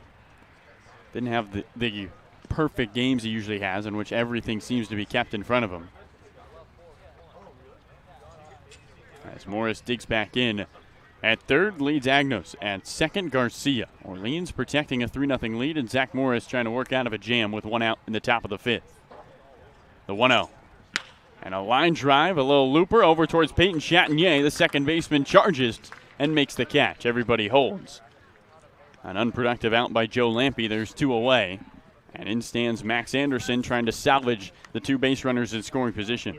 Well, that's as good as a strikeout right there. It looks like Morris tried to pound Lampe inside, not let him get extended. Almost breaks his bat. But it results in a harmless line out to Chatinier and 2 outs, chance for him to get out of the inning. So Morris will face the lefty Dalty rushing. First pitch is downstairs. And the count 1 ball and no strikes. Excuse me, Max Anderson at the plate. Rushing is on deck. 2 on, 2 out. 3-0 Orleans here in the top of the 5th. The 1-0. Breaking ball, misses low. 2 balls and no strikes to Anderson. Anderson hitting .318 on the summer. That average drops a little bit against left-handed pitchers, just .227.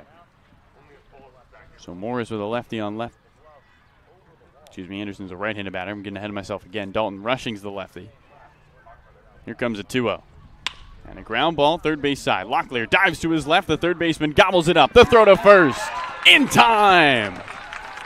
Tyler Locklear with a web gem to close the top of the 5th and protect the 3-0 Orleans lead. We will head to the bottom of the inning. Firebirds on top of the Bourne Braves here at home.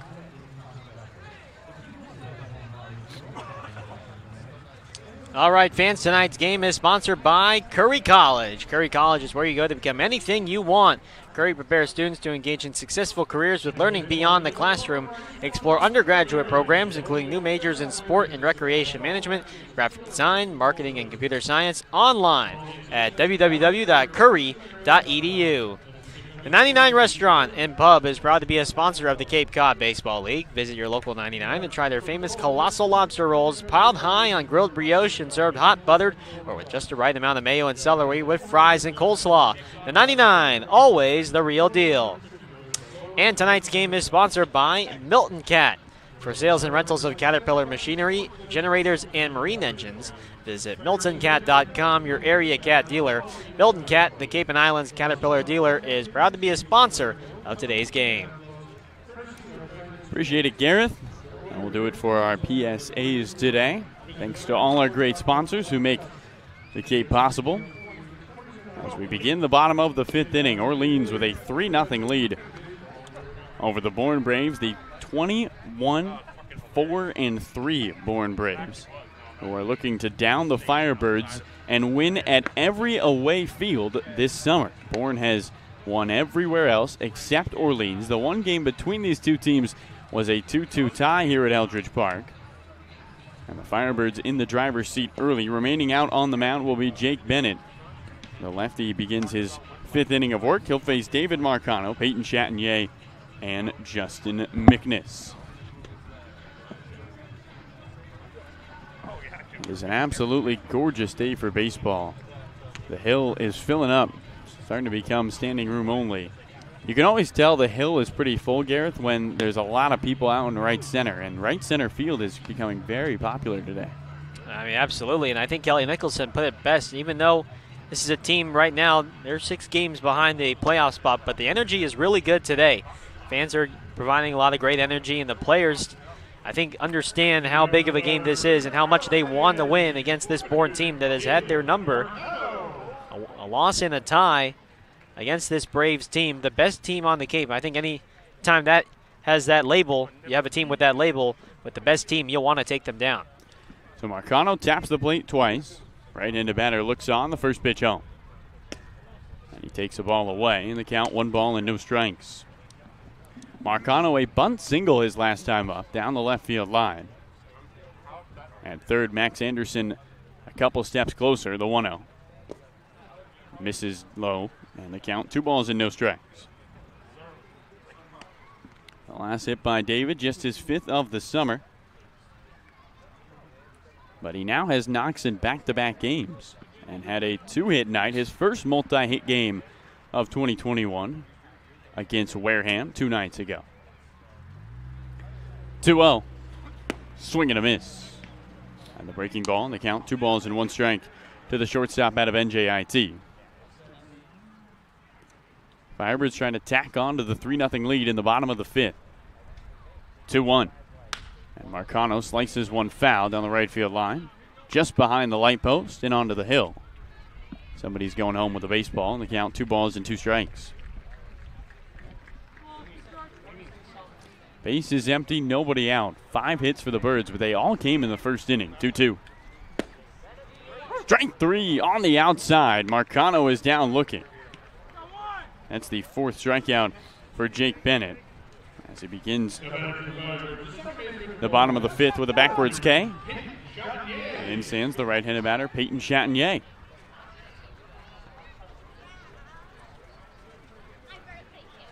Bottom 5, 1 out. Firebirds, who have played this Bourne team close every single time. A 2-2 tie the first time out, a 4-3 walk-off loss. First pitch, right-handed batter, takes the strike away. And the count, no balls and 1 strike to Chatinier. Peyton on a 3-game hitting streak in which he was 4 for 12, although has struck out 6 times in the last 3 games. The 0-1 misses away. 1 ball, 1 strike. And already a strikeout today. Struck out swinging back in the 2nd. Did single in the 1st. He's 1 for 2.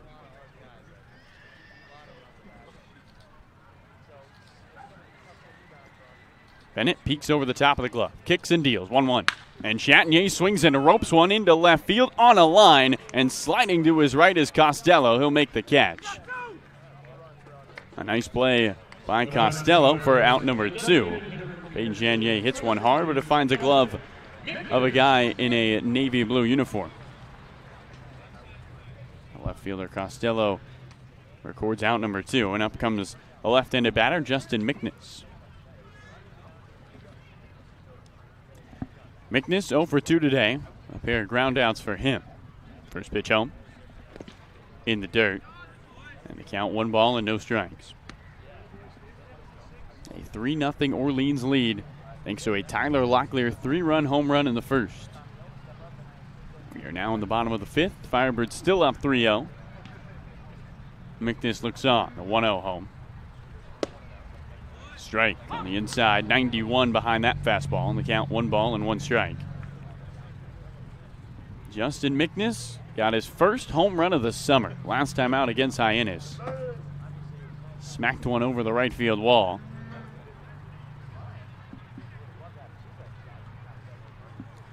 The 1-1. Up high. 2 balls and a strike. Yeah, he socked that one into the right center field bullpen, and that's been really one of the few balls he's been able to really drive deep into right field. Haven't seen a whole ton of his power this summer. Here comes a 2-1. And he swings and grounds one to first. The first baseman rushing, watches it go underneath his glove and into right field. Justin McNish reaches on the air by rushing. And there's one on, and the bottom of the fifth inning continues as in stands the right-handed batter, Luke Keishel.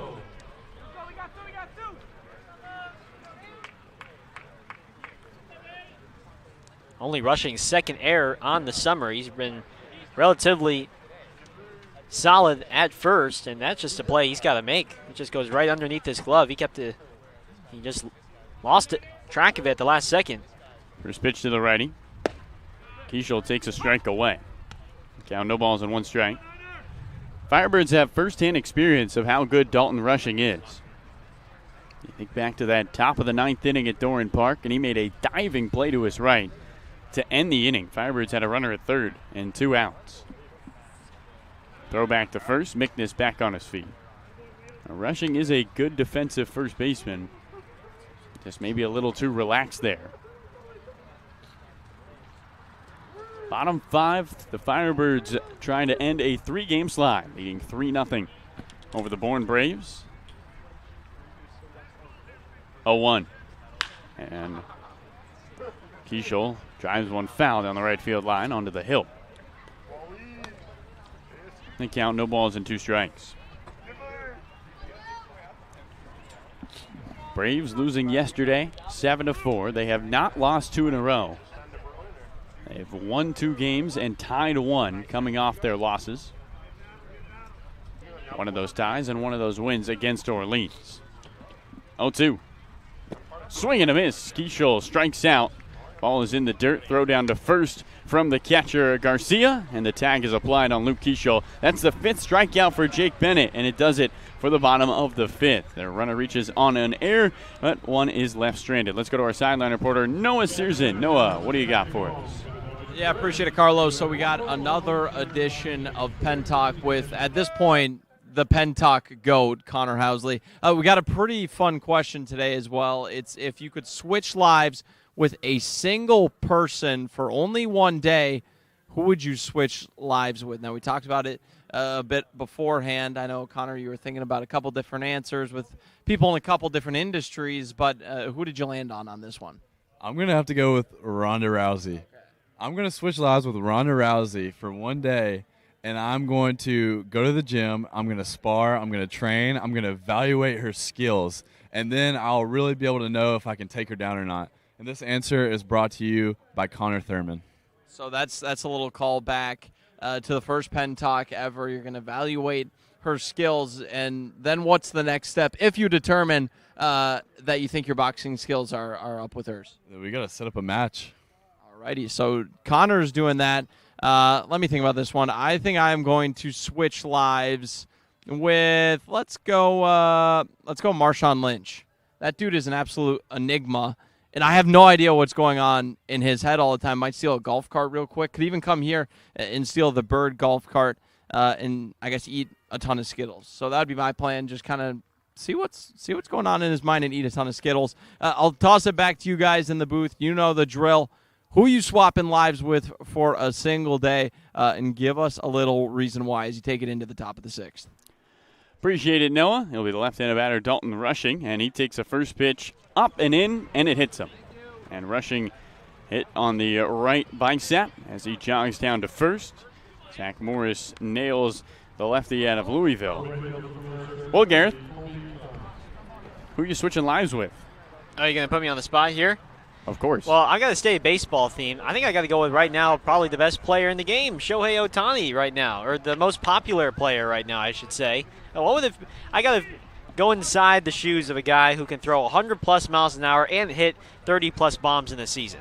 That'd be pretty fun. That'd be pretty fun. Right-handed batter Colby Thomas takes a pitch outside. 1 ball and no strikes. Top 6 here at Eldridge Park. It's the Firebirds 3 and the Bourne Braves nothing. Orleans looking to down the Braves, hand them their first losing streak of the summer, and end a 3-game losing streak of their own. Morris sets at the belt. He looks towards rushing at first. The 1-0.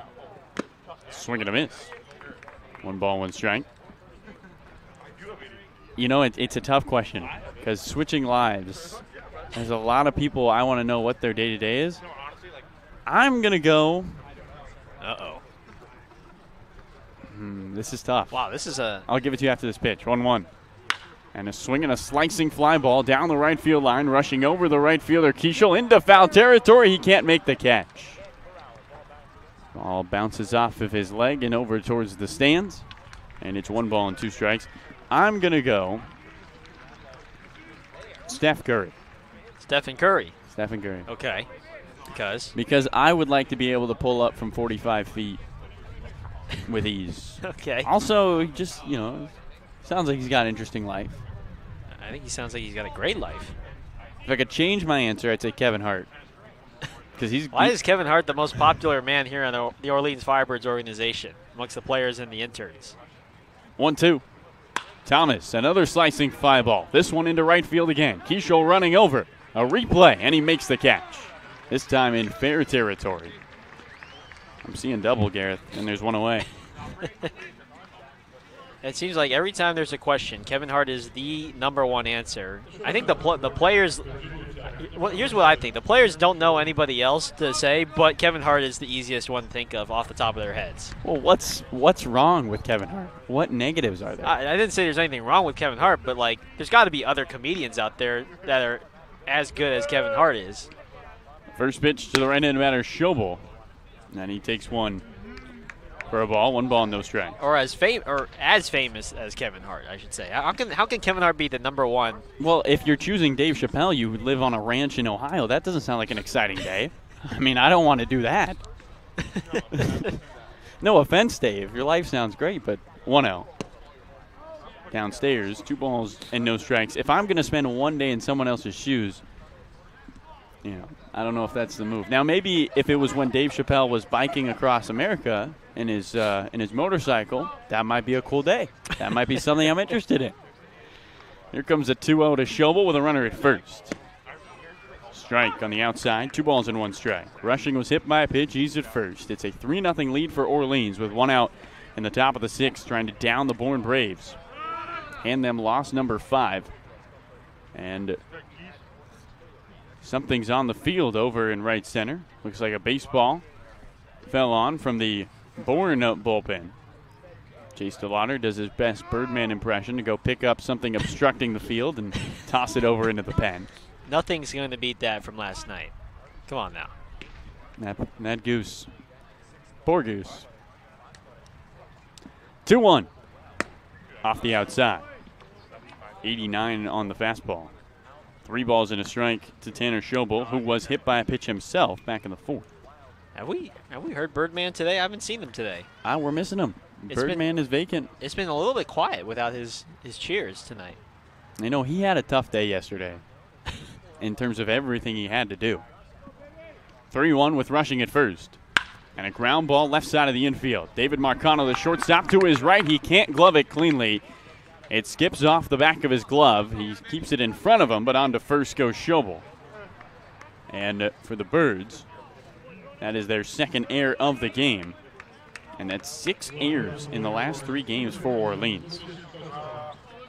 Yeah, I'll have to see how they rule that, but it certainly does look like an error for Marcano, who has been pretty solid defensively for the most part this season. Had the range far to his right. It was a hard-hit ball, and it took a funny hop at the last second, but it certainly was a play that looked like he can make. Right-handed batter Costello is going to fly one down the right field line. Harmon, the first baseman, running over, and he runs out of room. He's not going to get there. Lucas Costello in his second at-bat with this Bourne Braves team.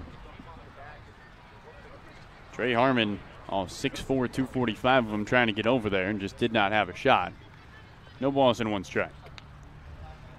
So for the second straight inning, the Bourne Braves have 2 runners on. But if a goose egg in the 5th left them both stranded. See if they can bring anybody home in the top of the 6th. Orleans 3, Bourne nothing. Firebirds reeling, taking on the best team on the Cape. 21-4-3 Bourne Braves. 0-1 to the ready. Big breaking ball, finds the zone. And the count, no balls and 2 strikes quickly to Lucas Costello. Dalton rushing at second. He was hit by a pitch. Tanner Schobel, who was credited with a single on a ground ball to Marcano, is at first. Wind blowing in from center. The fleeting moments of daylight here at Eldridge Park. 0-2. Low. 1 ball and 2 strikes to Lucas Costello. Tries to go with that changeup there, which he doesn't typically throw very often. But from time to time, it's in his arsenal and he'll throw it. 2 on, 1 out. Top 6.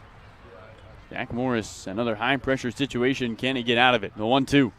Swing and a miss. Down goes Lucas Costello. That's the second strikeout of the night for Zach Morris. And a big one to keep everybody where they are, as up comes Zach Agnos with 2 on and 2 out. Agnos represents the tying run. Agnos, his last time he started a game against Orleans, came in that first game here at Eldridge Park. He picked up a 2 RBI triple, which would be the only 2 runs of the game for the Braves in that 2-2 tie. As he looks on with 2 on and 2 out. Morris looks at second and deals. Up and away. 90 on the fastball. 1 ball and no strikes. Firebirds thought they had 2 on the ground ball to David Marcano, but a bad second hop allowed Schobel to reach and rushing to remain to move to second. The 1-0. And a ground ball, third base side, foul. 1 ball, 1 strike. Agnos was a Ironman for ECU.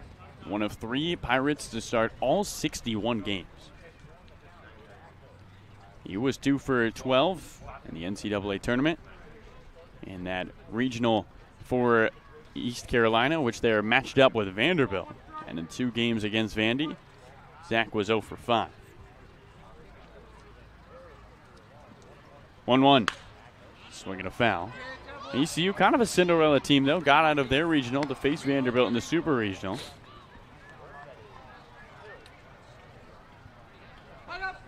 And Agnos and Moylan, who's on deck, a big part of that team. Rushing at second, Schobel at first. 2 outs, 3-0 Orleans, top of the 6th. And a 1-2 count to the right-handed batter. Morris takes a look, deals home. Strike 3 on the outside. Back-to-back strikeouts for Zach Morris. And down goes Zach Agnos, his 3rd of the game.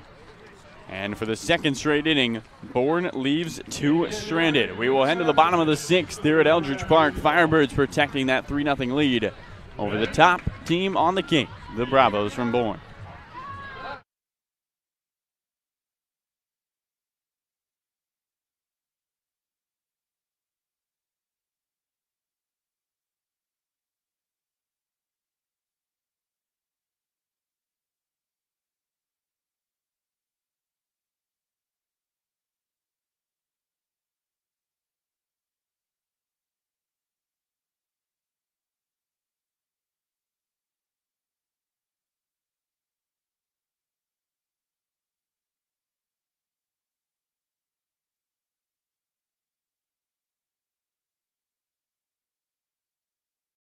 Hi, I'm Steve Anzoni, owner of Fairway Financial and Cape Cod's Retirement Income Specialist. If you want to hit a home run with your retirement income plan, schedule a time to meet with me today. Get more details at fairwayfinancial.net. That's fairwayfinancial.net.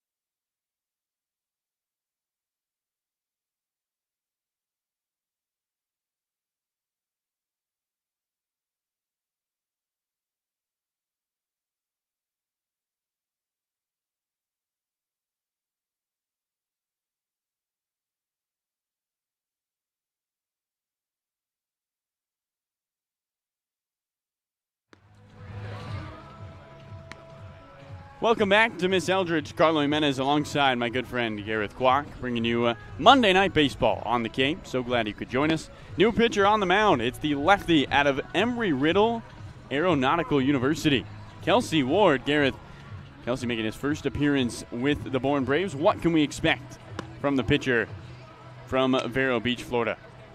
Yeah, what you're going to see from Ward is fastball, and it's not a ton of velocity. It'll run around the mid to high 80s, and he does have a slider as well in that arsenal as well. So he's mostly fastball slider with that changeup from time to time that you'll see. So in stands the left-handed batter, Chase DeLauder, to face Ward in his first appearance with the Bourne Braves here in the bottom of the 6th inning. 3-0 Orleans. First pitch is well upstairs, and the count 1 ball and no strikes. Jake Bennett's final line, 5 innings, 5 hits, 3 runs, all earned, 1 walk, and 5 strikeouts. A solid performance for the Cape League All-Star. 1-0 to DeLauder. Strike on the outside edge, 1 ball, 1 strike. Kelsey Ward did not play this past spring. Embry-Riddle decided not to have athletics. 1-1, skips in the dirt. 2 balls and a strike. The only sports that played were golf, cross country, and track for the Division II university. You're going to see that fastball that Gareth talked about with a nasty slider mix for him. DeLauder looks on, 2-1. Skips in the dirt through the legs of the catcher Garcia and nails the backstop. And they count 3 balls and a strike. Ward doesn't have it easy in his first outing with Bourne. He's got to face DeLauder, Locklear, and then Bolger. The 4, 5, 6 hitters for Orleans today. 3-1 is fouled down the left field line over towards Route 28 and into private property. They count 3 balls and 2 strikes. Firebirds with a 3-0 lead thanks to a Tyler Locklear 3-run home run. Back in the first inning, he's on deck. 3-2. DeLauder reaches for one and taps it once again over Route 28. Kelsey Ward was playing in the South Florida Collegiate Baseball League before jumping over to the Cape. 3-2 to the plate. And DeLauder, guess what? Another foul ball straight back. Over Route 28 and into the trees. Somebody is going to have a lot of baseballs in their backyard when they wake up tomorrow. And another 3-2 pitch awaits the left-handed batter. The kick, the deal. Swinging a foul, straight back, nails the backstop. And a battle here between Ward and DeLauder in Kelsey Ward's first outing as a Bourne Brave. Ward led the South Florida Collegiate Baseball League in strikeouts in his half of a season there. 3-2 home. In the dirt, and Chase DeLauder works a walk to open up the bottom of the 6th inning. It's a great at-bat by DeLauder. He saw 9 pitches total in that AB to draw the walk. And had to really make Kelsey Ward work for it. And now here comes DeLauder's fellow Bash Bro, Tyler Locklear, who's driven in the only runs of the game for Orleans. One Bash Bro gets on, another comes to the plate. It's the right-handed batter, Tyler Locklear, the pitch home. In the dirt, good scoop by the catcher Garcia. In the count, 1 ball and no strikes. Kelsey Ward in the South Florida Collegiate Baseball League played for the, are you ready? The Palm Beach Diamond Ducks. The Diamond Ducks. The Diamond Ducks. Not just the regular Ducks, the Diamond Ducks. Because why would you just have Ducks? 1-0. Upstairs. 2 balls and no strikes. That's a tongue twister. Palm Beach Diamond Ducks. That's a pretty good name. Now Ward looked terrific there. Got a call and said, hey, do you want to come join the Braves? And he hopped on a plane, and here he is. DeLauder leading at first, and Ward throws that way. Kelsey's trying to shake what was a rough outing in 2020, the last time he pitched for his university, Embry-Riddle Aeronautical. Had a 7.71 ERA, as here's the 2-0, and it is lined it flied into center field. Center fielder Lampy going back. He sets up under it and makes the catch. And there's one away. And up comes the right-handed batter, Jack Bolger. Orleans 3, Bourne nothing. 1 out, 1 on. In the bottom of the 6th. Ward with a 7.71 ERA and 16 1/3.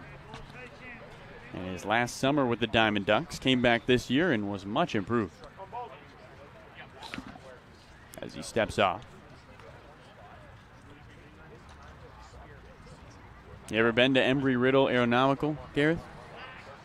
No. Throw it on to first. DeLauder back on his feet. It's the largest accredited university specializing in aviation and aerospace. Fun fact for you. Main campus is out in Florida. Runner goes. Bolger shows bunt, pulls it back. The throw onto second, skips in, and DeLauder's in safely. Third stolen base of the summer, second of the game for Chase DeLauder. And DeLauder using some speed to work himself into scoring position. And Jack Bolger still looking for his first hit with the Firebirds, a chance for an RBI. 1-0. And he slices one foul down the right field line over towards the pole. And it hits the light pole. No points on that one. Count 1 ball, 1 strike. Embry-Riddle Aeronautical just turned D2 back in 2014. So not very new to the sports scene. 1-1 from Ward. Big breaking ball over the top of the catcher Garcia. And Chase DeLauder jogs into third. Firebirds with a 3-0 lead. All 3 runs came in the first inning. Since that first inning, only 1 hit, and that was by David Marcano, a bunt single back in the second. So the Firebirds offense has been dormant since. As it looks like we're going to get a mound visit here with a runner at third and 1 out from Bourne. Orleans trying to add to their 3-0 lead.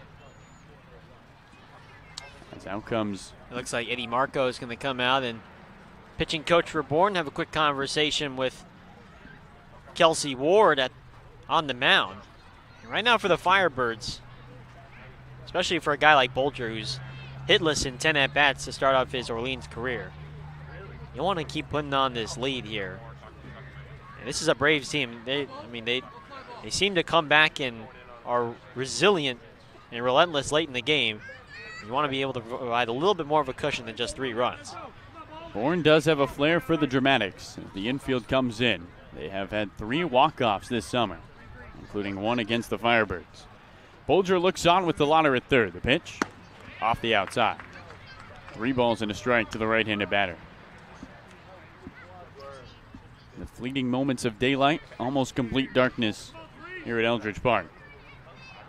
Lights at full strength, and the Firebirds trying to add to the lead with 1 out. 3-1. Upstairs, Bolger takes ball 4 as he will walk down to first. 3rd walk of the season taken by Jack Bolger. And up comes Trey Harmon. And a pinch runner upcoming. Jared McKenzie will be moving over to first. Jack Bolger heads back to the dugout. So McKenzie, who is a better runner than Bolger, will come in now. And might see maybe some first and third action here put on by Kelly Nicholson. With 1 out and runners at the corners, first pitch. Right-handed batter Harmon lines one down the left field line, foul. Hot shot on the ground. DeLauder leaping in the air, trying to get out of the way of that one. And Harmon, who shattered his bat in half, will toss the pieces back towards the dugout, starting with the barrel and then the handle. Boy, you want to talk about being sawed off. I don't think we've seen too many complete breaks of the bat here on the Cape. There's certainly, you shatter it and there's a crack in it, but there hasn't been too many instances where the bat is completely sawed off in half, where in that case, Harmon's just holding literally the handle while the barrel just goes flying onto the field. DeLauder leads at third, McKenzie at first. 1 out, bottom 6, 3-0 Orleans. The pitch home. Breaking ball misses inside. 1 ball, 1 strike to Trey Harmon. A cool night at Eldridge. A sea of lawn chairs on the hill. And the Firebirds looking to end a 3-game slide. They'll throw down to first. McKenzie back on his feet. Jared McKenzie has come into pinch run a couple times this season. Saw Jack Bolger get pinch run for Benjamin Blackwell yesterday. 1-1 and a swing and a high fly ball to left. It is out of here. The second 3-run home run of the game by Trey Harmon, this time after Tyler Locklear's in the first. And the Firebirds double up the lead. It's 6-0 in the bottom of the sixth.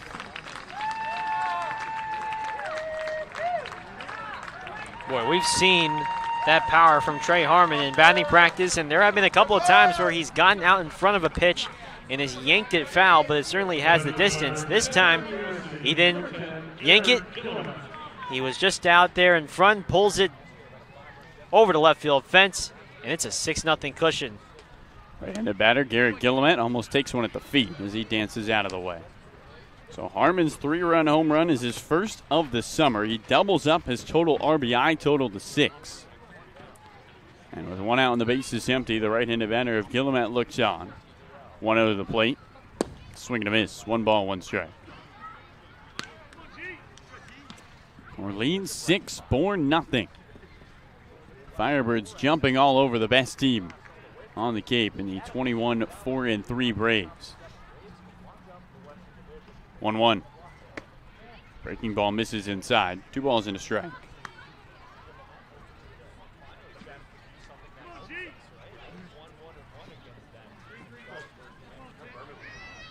Two-1 to the plate.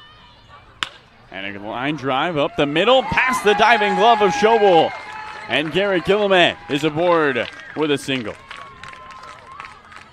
So the sophomore out of USC gets aboard. And up comes David Marcano, the 9-hole hitter. 1 out, 1 on. Trey Harmon, a 3-run home run to left. And the Firebirds have made it an uphill battle for this Bourne team, trying to win at every field this summer. Eldridge Park, the lone field Bourne has not been able to get a win at.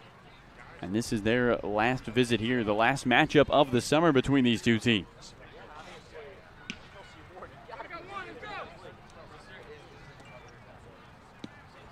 Guillemette at first, coming back from home is Garcia. After talking to Kelsey Ward. Ward's first outing with Bourne. Surrenders 2 walks, then the home run, and then a single. And another mound visit here, as it looks like this might be it for Ward in the bottom of the 6th inning. Jackson Thomas, our stats guy, with the numbers on the home run from Trey Harmon. 96-mile-an-hour exit velocity, 362 feet over the left center field fence. Eddie Marco talking to his pitcher, Kelsey Ward. And a new pitcher coming into the game for Bourne. A 3-run home run by Trey Harmon. We'll step aside and come right back here on the Birds Broadcast Network. Firebirds double their lead, 6-0 over the Braves.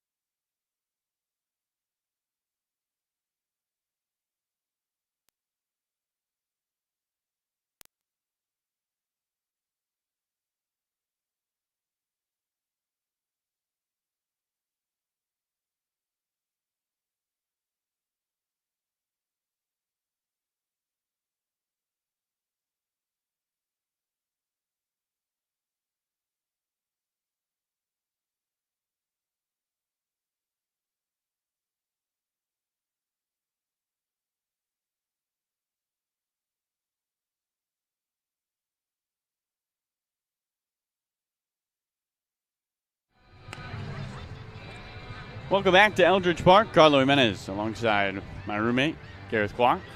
Bottom of the 6th inning, the Firebirds have taken a 6-0 lead over the Bourne Braves. A 3-run home run by Trey Harmon off of Kelsey Ward, and a new pitcher enters the game for Bourne. It's the righty Xavier Lovett out of Mississippi State. Gareth, what can Orleans hitters expect from Lovett? Yeah, Lovett's going to throw from a 3/4 arm slot. The right-hander has a hard fastball, 93 to 96. We'll see a lot more 93, 94s, a couple of 95s, and then he does have a big curveball as well. Heavy fastball guy with that curveball as well. So he's only a 2-pitch guy, and here he is facing off against David Marcano. Leading in first is Guillemette after his single, righty on righty. First pitch from Lovett.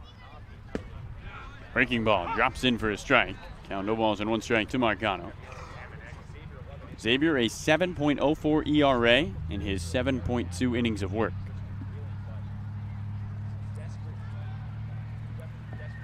Oh, 1 to David Marcano. Misses inside. 1 ball, 1 strike. Last outing for Lovett, he went an inning in that 4-2 loss to Falmouth. Gave up 1 run on 1 hit and walked the batter. Guillemette leads at first. Lovett sets his 1-1.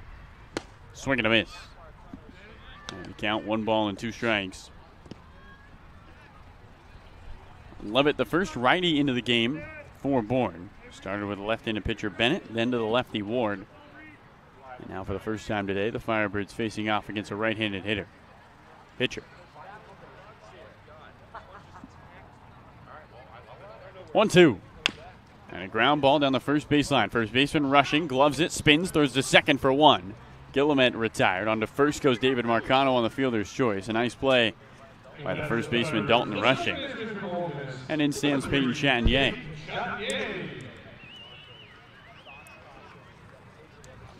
Lovett in his notes at his time at Mississippi State, his walkout song is X Gon' Give It To You. So it's a classic, Gareth. It's a good walkout song. You cannot go wrong with some DMX. Ever, in my opinion. Chatinier into the box with David Marcano at first. Pitch down the hill. Marcano's running. Ball drops in for a strike. The throw into second. Bounces in. Unable to corral it is the second baseman Agnos. And a stolen base for David Marcano. So Marcano into scoring position. Firebirds have a chance to add to the 6-0 lead with 2 outs in the bottom of the 6th as Chatinier looks for his second hit of the night.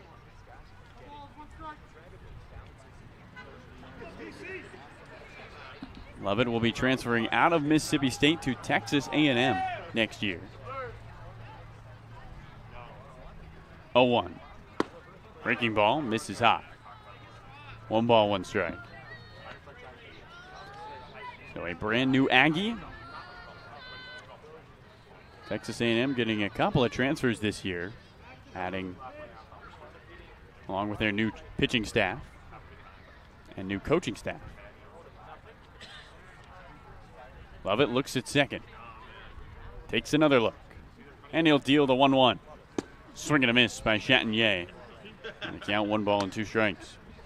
Yeah, that Texas A&M team is really becoming a popular destination because of those coaching changes like you talked about, Carlo. Jim Schlossnagle now the manager for the Aggies. Nate Yeske, the assistant coach, and Michael Early, the hitting coach from Arizona State. And very good recruiters and coaches that should set the Aggies up well. 1-2. Chatinier waves, and that will do it for the bottom of the 6th inning. A strikeout for Xavier Lovett. He does his job and gets 2 outs to close out the bottom of the 6th. But not before Orleans adds to their lead. They double it on a 3-run home run by Trey Harmon. 2 hits, 1 left on, and 3 runs come across. It's a 6-0 Firebirds lead through 6th. Let's go to our sideline reporter, Noah Searson. Noah, what do you got for us?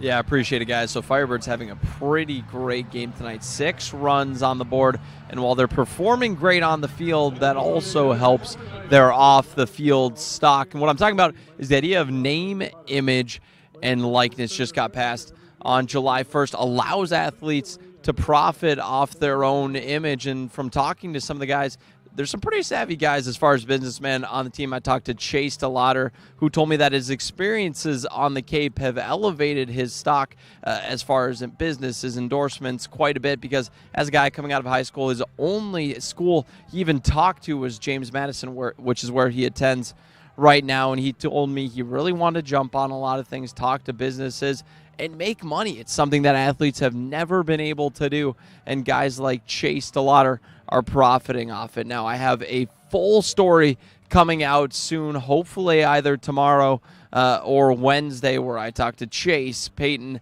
and also some industry leaders about this idea. It should be a really interesting watch, so stay tuned for that. We'll be on the Orleans Firebirds YouTube page, but for now, got a great game. Firebirds doing very well in this one. 6 runs on the board thanks to that Trey Harmon bomb. So I'll send it back to Gareth in the booth for innings 7 through 9. All right, thanks so much, Noah. As we begin inning number 7 here at Eldridge Park with the Firebirds up 6-0 over the Bourne Braves. And a new not starting pitcher, but a new reliever for Orleans coming on in is going to be the right-hander from UCLA, Jack Philby. Philby making his 10th appearance on the summer. He's got a 2-1 record with a 6.92 ERA. In 13 innings pitched, he has 13 strikeouts over 8 walks. Last appeared against Bourne back on Friday, where he pitched 2/3 of an inning, not allow a run. He gave up a hit and 2 walks, no strikeouts. So trying to bounce back after going only 2/3 of an inning and only getting 2 outs. And Kelly Nicholson perhaps going to go with Philby here for 2, and then Jared Southard to perhaps close it out. With the Firebirds up 6-0 over the best team on the Cape. Josh Moylan will lead things off. First pitch is high and outside for ball 1. From Philby, you're going to see a fastball that tops out around 91. Slider and a changeup are his breaking balls. That slider sits 78-82. The changeup 81-84. 1-0 pitch swung on and missed. Foul tipped into the glove of Guillemette for strike 1. 1 ball, 1 strike. Jared McKenzie remains in the game. He's now in left field for Orleans. 1-1. Big curveball in there for strike 2, called 1-2 to Josh Moylan. Moylan, who's 0 for 2 with the line out to short and a strikeout swinging. Philby gets his sign. 1-2 pitch, curveball in the dirt, 2-2. So Jack Philby, another very popular reliever that Kelly Nicholson likes to go to every 2 or so days. He's got the rotation down and for the bullpen as Moylan lines one on a hop past the third baseman Locklear and in the left for a base hit. Off the end of the bat, looked like it was going to be just a line drive, but it kind of sunk into the ground and took a tough hop on Tyler Locklear, who tried to glove that off to his left, so it'll go as a base knock, and here comes now John Garcia, the catcher.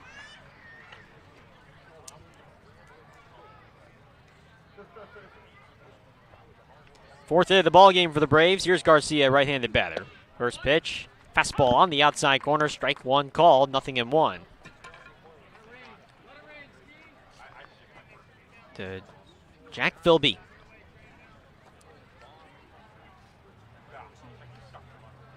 A 1. Big curveball, swing and a miss. And it's 0-2. Firebirds looking to avoid losing 4 in a row for the first time this season and win their first game over the Bourne Braves this summer. Final time these two are meeting this summer. 0-2. Curveball is up high. 1 ball, 2 strikes. Orleans will be at Brewster tomorrow at Stony Brook Field. 4 p.m. first pitch, and it's an early start time. We'll have pregame for you at 3:45. 1-2. Curveball is just outside. Boy, it looked like a really good spot, almost right down the middle, you could say. And instead, home plate umpire Ryan DeMary says otherwise. It's 2-2 with Joe Lampe on deck. Philby at the chest, 2-2. Curveball, tap foul off of Garcia's foot and down the third base line, 2-2.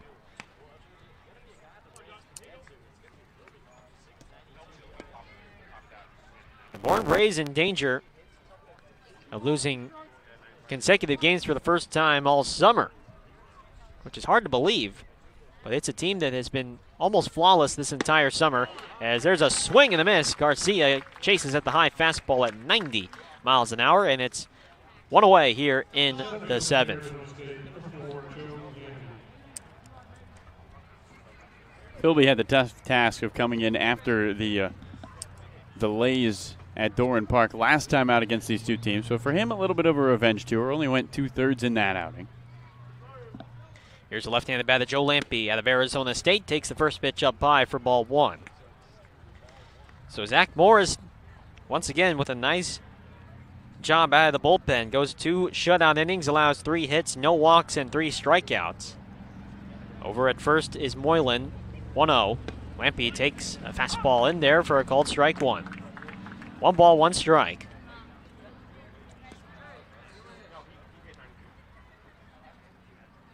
It is fully gone dark here at Eldridge Park with just the lights as the only brightness, as there's a big curveball at the knees for a called strike two. 1-2 to Lampe. Philby's doing a terrific job of painting the zone with the breaking balls here. You got UCLA on the mound, Arizona State in the batter's box, and then USC behind the plate. Some Pac-12 representation as the 1-2 inside. Snap throw over the first, not in time. Close play on the back pick attempt by Guillemette to first, but Moylan able to get his foot in ahead of the tag. It's 2-2. Yeah, Harmon swiped low. I think if he just came across and tried to get the jersey, he might have gotten Moylan out. 2-2. Curveball taken for strike 3 called on the outside corner. Lampe with a few words for home plate umpire Ryan DeMary. And that's back-to-back Ks for Philby. 2 down in the 7th, and here comes Max Anderson.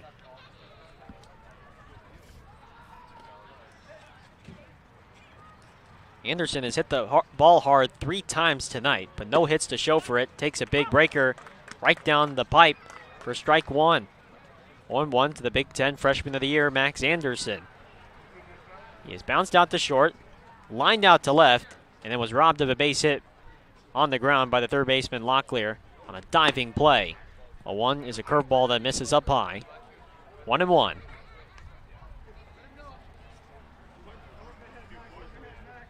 For Bourne, they will be on the road versus Catuit tomorrow as their road trip continues. 1-1. Anderson, line drive off the glove of Locklear, and it rolls in the shallow left field. Rounding second and headed for third is Moylan. Anderson will stop at first. Tyler Locklear, if you ask him, he'll say he probably should have had that baseball. Line drive right at him. He extended his arm, and it looked like it just popped out of the heel of his glove. So it'll go as a base hit for Anderson, and there's runners on the corners for the number 3 man in the order, Dalton Rushing. Yeah, that's both hits in this inning off of Philby have been balls that Locklear's had a chance on. Both would have been really nice plays, but hot shots toward the third baseman he's been unable to handle. Here's Rushing. First pitch. Takes a curveball on the outside corner. Strike 1 called by Ryan DeMary, 0-1. Rushing is 0 for 2. He is lined out to first, struck out swinging, and has been hit by a pitch on the elbow. Philby ready. 0-1. Fastball outside for ball 1. 1 ball, 1 strike. Dalton Rushing, the Cape League All-Star from Louisville, who leads the team in home runs, RBIs, and walks. 1-1 pitch, fastball outside, 2-1.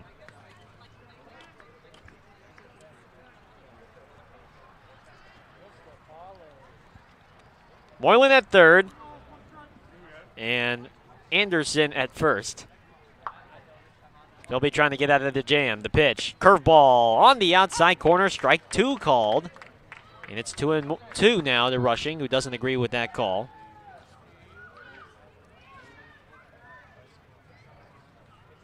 Interesting thing with Rushing was that he wasn't really an everyday guy for Louisville. Only 28 games played and 19 starts. Grounds one to first and past Harmon into right field. Cut off by Chanier, but there will be no throw at first as Moylan scores from third. Rushing finds a hole through that right side of the infield. And Bourne is on the board. 6-1 the score. Orleans out in front.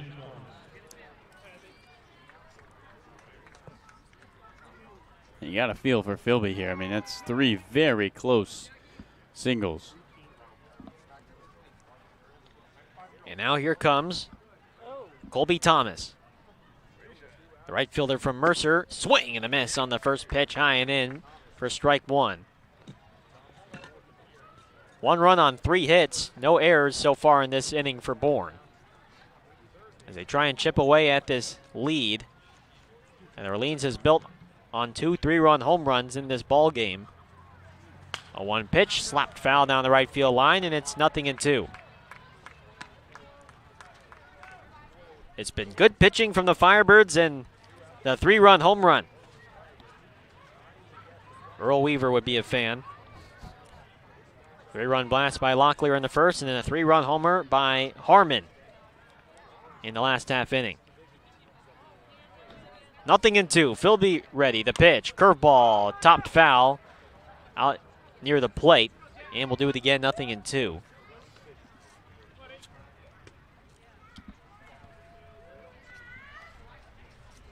Firebirds in the bottom of the 7th after the 7th inning stretch. We'll have Mickness, Keishel, and DeLauder, the 2, 3, and 4 batters, due up. Tanner Schobel on deck for Bourne. 0-2. Curveball lifted high and deep down the left field line. Thomas has made it a 2-run ball game. A 3-run home run for Colby Thomas.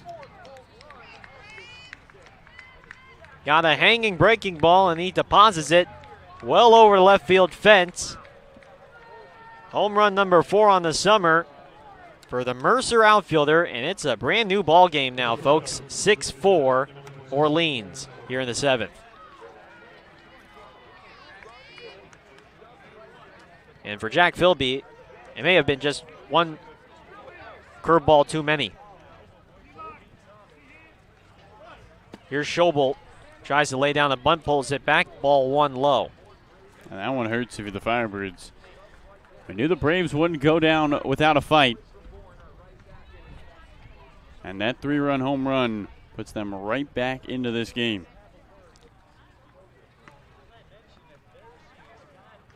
For Thomas, he's got now 14 runs batted in on the summer.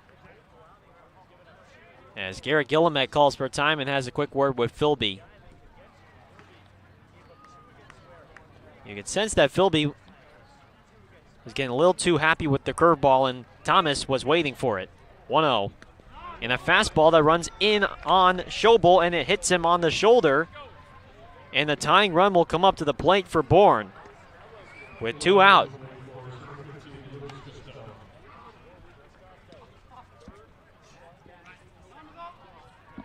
And here comes pitching coach Matt Troop. Firebirds bullpen now getting hot. Nick Wallerstedt quickly getting loose in the right center field bullpen.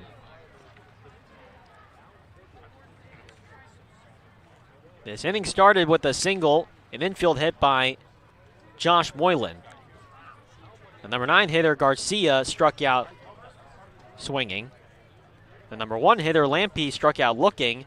And then the last 4 batters have all reached base. A single by Anderson, an RBI single from Rushing, a 3-run home run by Colby Thomas, and now a hit by pitch of Schobel. And here now is Lucas Costello, the left fielder from Wake Forest. And he is the tying run at the plate for Bourne. Top 7, 6-4 Orleans. First pitch, Costello takes in the dirt. Guillemette blocks it out in front of him, and it's 1 ball, no strikes.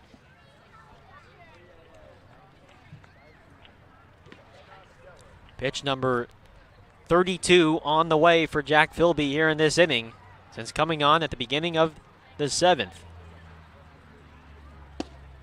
1-0 is a fastball pumped in there at the knees. Strike 1 call. 1 ball, 1 strike.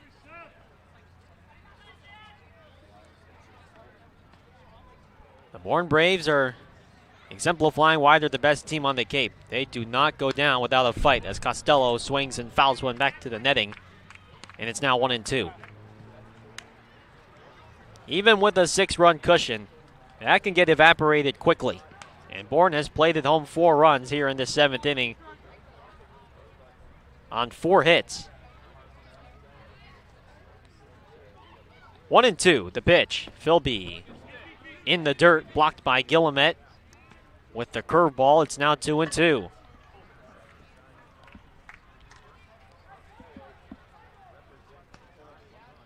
Orleans trying to avoid their longest losing streak of the summer and trying to snap a 3-game skid.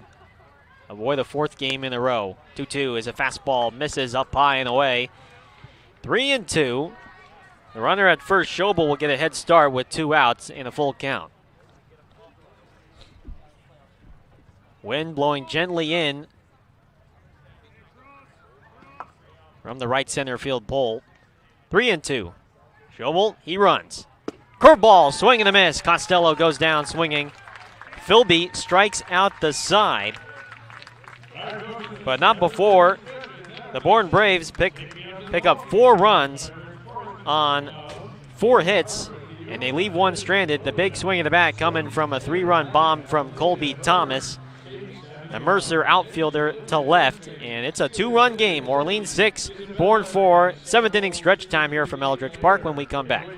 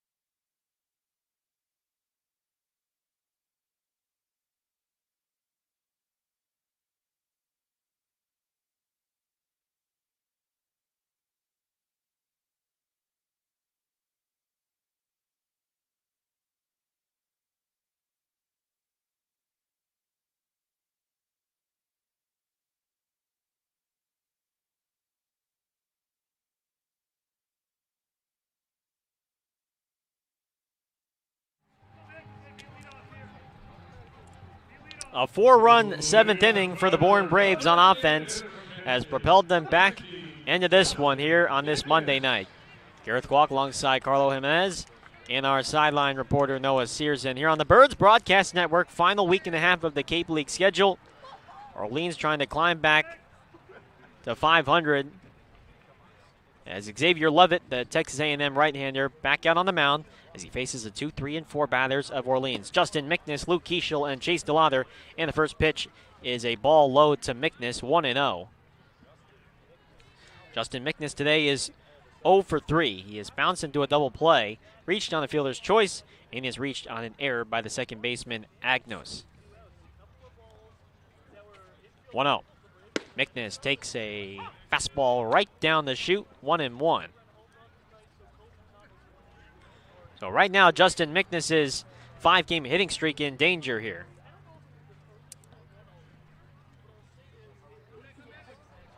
Lovett at the set, 1-1. And a breaking ball that is low and in. Might have gotten a piece of Ryan DeMary on the leg. He says, I'm fine. 2-1.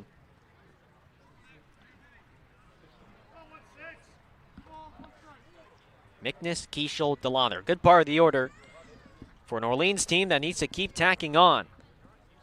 Bourne is at their best, coming from behind. 2-1. Fastball is low. 3 balls and a strike now to Justin Mickness. Well, you want to get Mickness aboard with Keishel, DeLauder, and Locklear all waiting. The 3 best hitters on this team.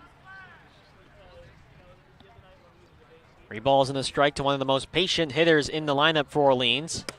And the 3-1 is a fastball that just nips the outside corner for called strike 2. 3-2. Mickness, as a matter of fact, leads the Firebirds in on-base percentage. He has a .451 on-base percentage, even though his average is just at .263, which is just incredible. The 3-2 from Lovett, and a fastball that just misses the outside corner for ball 4. Boy, not an easy take for Justin Mickness, but he has a great eye, and that's now his 13th walk on the summer, which leads the team by far. And Justin Mickness will come out of the game now, and Kelly Nicholson is opting to go for some speed here. Jeff Costello has entered the game, and he'll be a pinch runner over at first for Mickness. And got to take advantage here. Costello with speed at first, and Keishel, DeLauder, and Locklear up. You mentioned it, Gareth. Firebirds relinquishing 4 runs. Can they take some back in the bottom of the 7th? Here's Keishel, right-handed bat from the University of San Francisco. It takes a fastball right on the outer third for a called strike, 0-1. Costello in for Mickness, the outfielder from Northeastern. Costello has 1 stolen bag on the summer, and now is checked on by Lovett. Back to first with a head-first dive. Costello did have 13 stolen bags in the regular season for the Northeastern Huskies. He's at first. Pinch running for Mickness.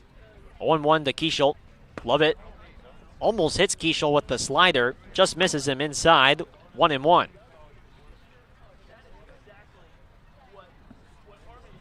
Keishel today is 1 for 3 with a infield hit, a ground out, and a strikeout swinging.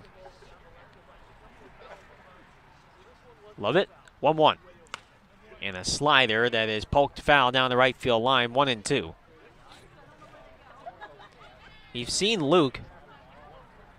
He really likes to swing at that front door slider from right-handed pitchers. It starts almost as if it's going to hit the batter, but then it veers right back into the middle of the zone. But for whatever reason, Keishel likes that pitch. Could he get it one more time? The 1-2, Costello's running. Fastball is outside. Garcia can't handle it, and Costello slides in feet first into second with the stolen bag.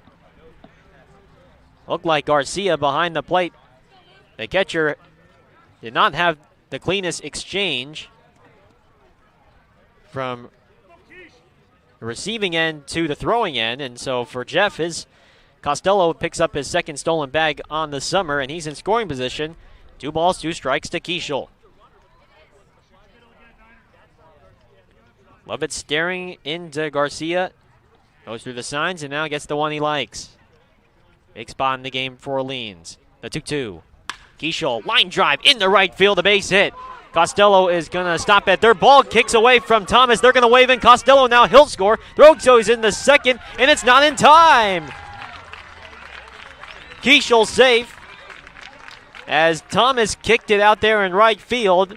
The throw was redirected in the second, knowing he had no chance to get Costello at home. And it looked like the throw beat Keishel, but the tag just not in time to get the University of San Francisco right fielder, who gets the foot in ahead of the tag. It's 7-4 Firebirds on an RBI from Keishel.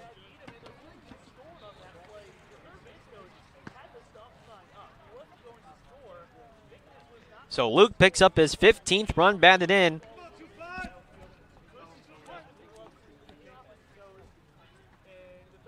On the summer, unless they do rule that an error by the right fielder Thomas that allows Costello to score, which might be the case. Here's DeLauder. First pitch, high fly ball in the shallow center field. Lampe coming on in shallow center, and he makes the catch. Keishel will hold at second.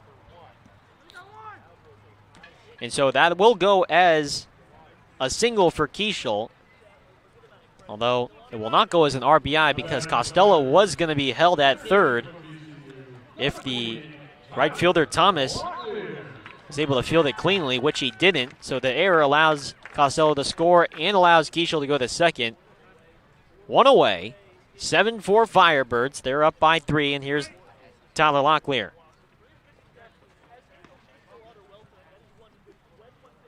A look over at second, and the first pitch. Locklear, that ball skips away from Garcia. Kiesel over the third. A breaking ball that skipped past Garcia, and now Kiesel 90 feet away.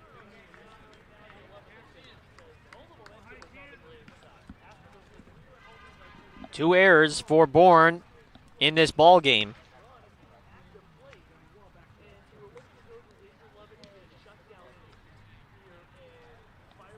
And the infield will be drawn in for Harvey Shapiro and the Braves.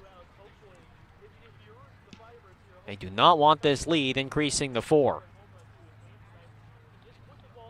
1-0 to Locklear. Line drive down the left field line, foul. Locklear just a bit out in front, 1-1 to count. Jared McKenzie on deck for the Firebirds. He's picked up a bat and is getting loose.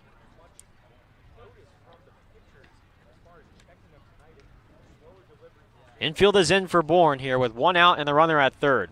1-1. Locklear takes a breaking ball outside. 2-1. A Mickness walk. Costello comes in to run for him as a pinch runner. He steals second. Kiesel lines a single to right and scores. And Costello scores on the error by the right fielder Thomas. 2-1 pitch. Breaking ball. Locklear thought about it but holds up. 3-1 to count. Costello scores from second on the error by the right fielder Thomas on the base hit from Kiesel. Kiesel went to second on the error and then is now at third on a wild pitch. 3-1. Fastball challenge and Locklear fouls it back to the netting. Boy, he wanted that one bad. He just missed it and the count is full.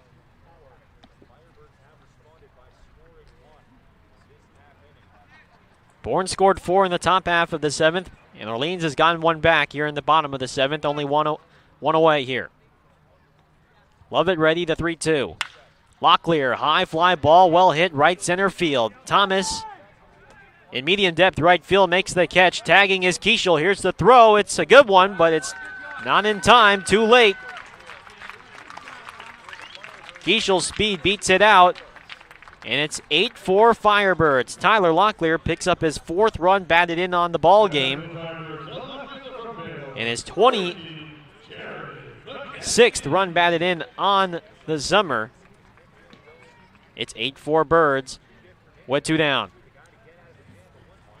This is a different Firebirds team than we saw last time they faced the Braves. And left 11 on base at Doran Park just 4 days ago. But they're taking advantage with runners on today. Here's Jared McKenzie, swings at the first pitch and fouls one back toward the Orleans on deck circle, 0-1. McKenzie, this is his first at-bat of the ball game. Came on in as a pinch runner for Jack Bolger back in the 6th.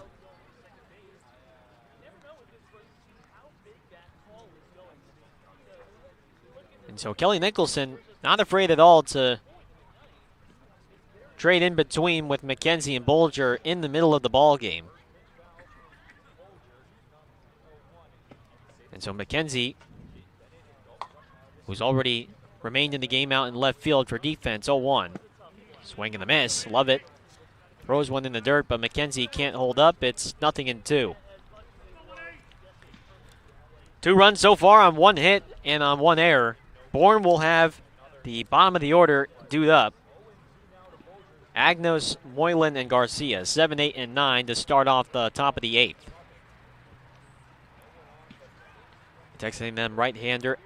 Lovett deals in a swing and a foul right toward our pole here.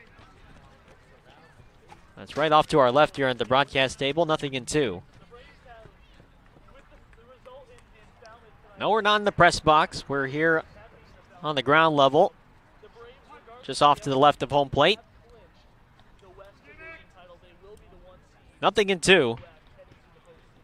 And the pitch. Ground ball into right field, a base hit for McKenzie. Jared, who's hitting 194, he's been struggling a little bit this summer, but he gets a base knock. And here comes Trey Harmon now.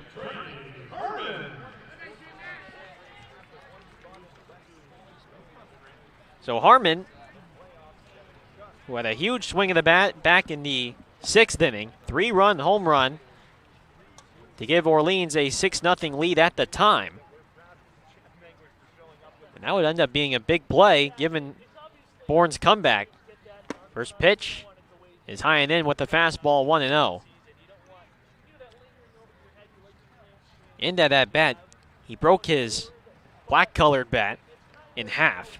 Went and picked up now a different bat, and then with that bat, he crushed a home run. 1-0. McKenzie thought about going. Instead, Harmon takes one high and in. 2-0. Firebirds have been awfully aggressive on the base paths today, Gareth. 4 stolen bases tonight against Garcia. Again, Garcia, he's still early in his career with this Bourne team. In his last spring at Monroe, 16 stolen bases against him in 25 attempts. So he doesn't have the best arm behind the plate. 2-0 pitch. Low and away. Lovett all over the place with his fastball. 3-0.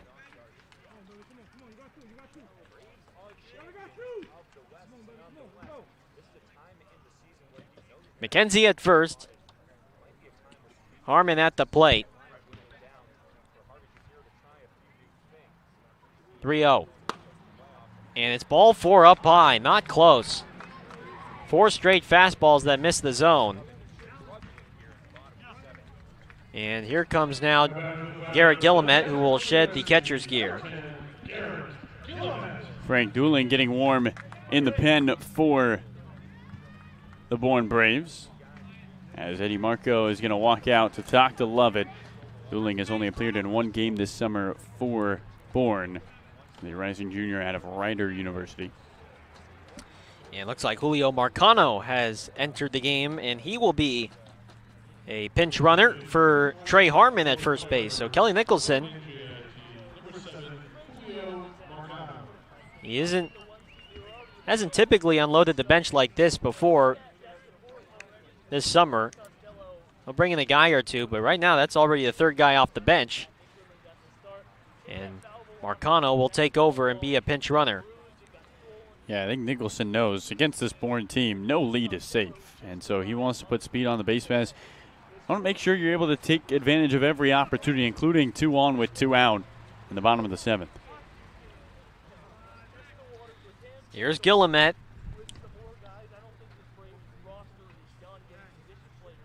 Left-handed bat, first pitch. And Garrett grounds one foul toward the on-deck circle. 0-1.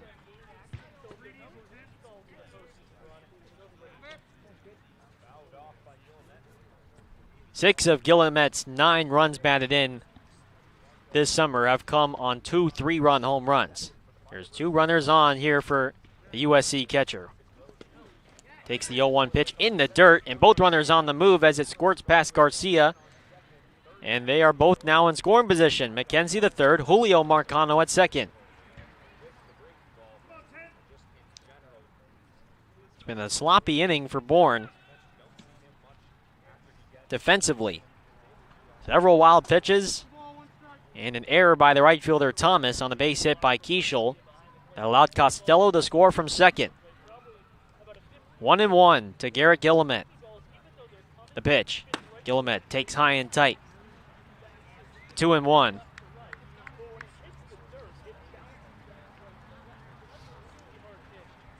Opportunity for Guillemette, who does like to hit with runners in scoring position. The drive in a couple base runners here. The pitch.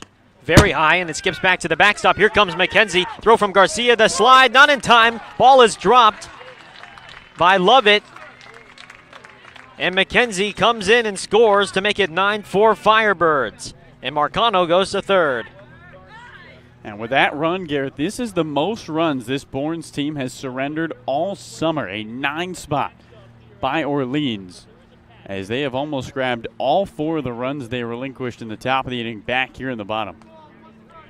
And Lovett right now, he cannot find the zone with his fastball. It is just all over the place. 3 balls and a strike to Garrett Gillimet. The pitch is a ground ball up the middle into center field, a base hit. Marcano scores from third. Garrett Gillimet picks up his 10th run batted in on the summer. In Orleans, they grab all 4 runs back that Bourne scored in the top half of the 7th. It's 10-4 Orleans, and that's going to do it for Xavier Lovett.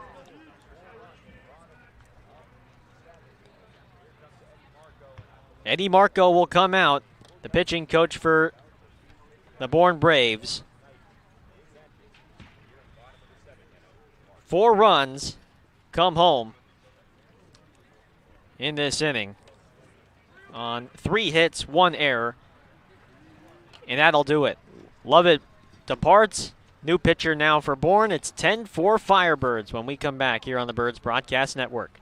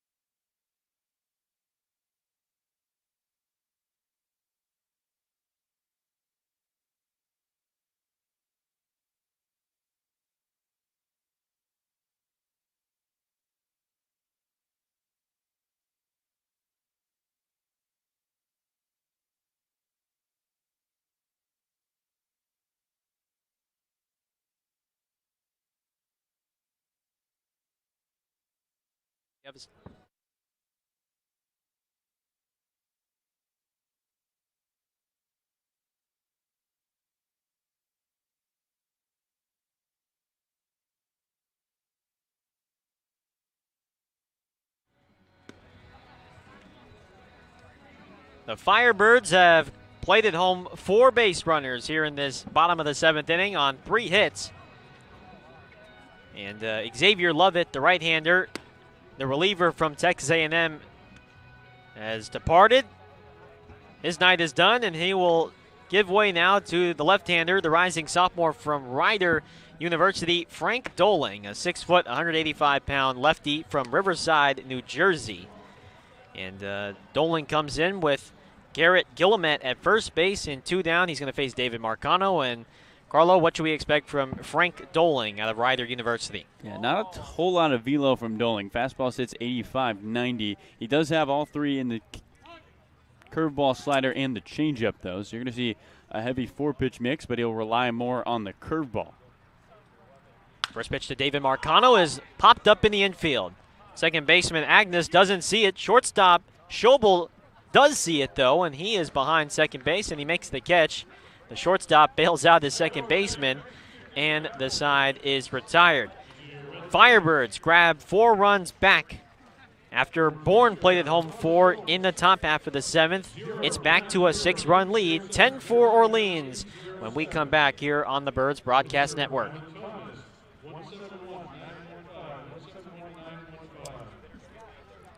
All right, let's go around the Cape. Once again, we are the only game still happening the final finish tonight, and some good ones around the Cape today. The Chatham Anglers defeated the Falmouth Commodores in what was a sprint of a game, 3-1 the final score. It was a game that just lasted 2 hours and 5 minutes. Brewster defeated Harwich in a battle of the top two teams of the Eastern Division, 4-3 the final in that one at White House Field. At McKeon Park, Hyannis, well, they've won 2 in a row for the first time this summer, a 15-5 win over the Katuitt Cavaliers, and the Wareham Gatemen, a 12-2 victory over the YD Red Sox. That one finished up at Red Wilson before we got to the 4th inning here. So bottom of the 7th, we're still going at it. As always, Garrett, it always feels like we are the game to close the night on the Cape. And Nick Wallerstedt on the mound will try to close things off for Orleans. Well, good news if you're an Orleans Firebirds fan. Harwich falling to Brewster. And so while that first place spot is basically unreachable at this point, second place, still a bit of a ways away, but if Harwich continues to fall a bit of a slide, and if Orleans is able to go on a run here, and if these results hold up, Orleans would only be 5 games back in the race for that second spot. Firebirds have to close out this one, though, here. 2 more innings left as Nick Wallerstedt comes on in now, the right-hander, and the rising sophomore from Arizona State University. Wallerstedt will face off against the bottom of the order for Bourne. Agnos, Moylan, and Garcia, the 7, 8, and 9 hitters for the Bourne Braves. And Wally, as they like to call him here in Orleans, or the Grim Reaper, as Noah Searson likes to coin him, has been very solid out of the bullpen, making his 11th appearance on the summer with a 1.31 ERA in 13 2/3 innings pitched. He has 16 strikeouts over 6 walks. And, Carlo, what should we expect from Mr. Wallerstedt? Yeah, Wallerstedt, one of the hardest throwers on this team, 91-95 on the fastball, and a nasty curveball that's at 79-82. It's just 2 pitches, but it has worked for him very well this summer. Also said he's working on a little bit of a cutter in his last postgame interview with Noah Searson, so maybe we see that here today. Wallerstedt versus Agnes, first pitch. Swing and a miss at 93 miles an hour. Like you talked about, he's one of the hardest throwers on this team. Last pitch against Bourne on Friday, looking to have a bounce-back performance. Swinging a foul straight back on the 0-1. It's quickly 0-2 to the East Carolina second baseman, Zach Agnes.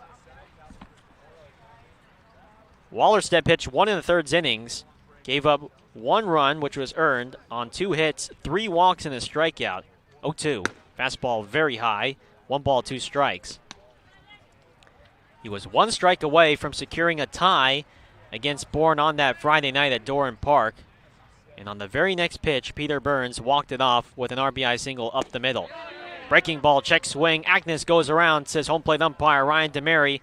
First strikeout for Wallerstedt and the first out of the 8th.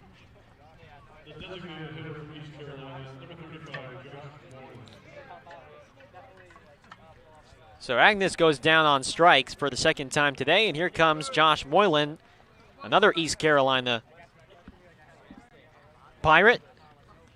Left-handed DH awaits the first pitch, and it's a fastball that misses low for ball 1.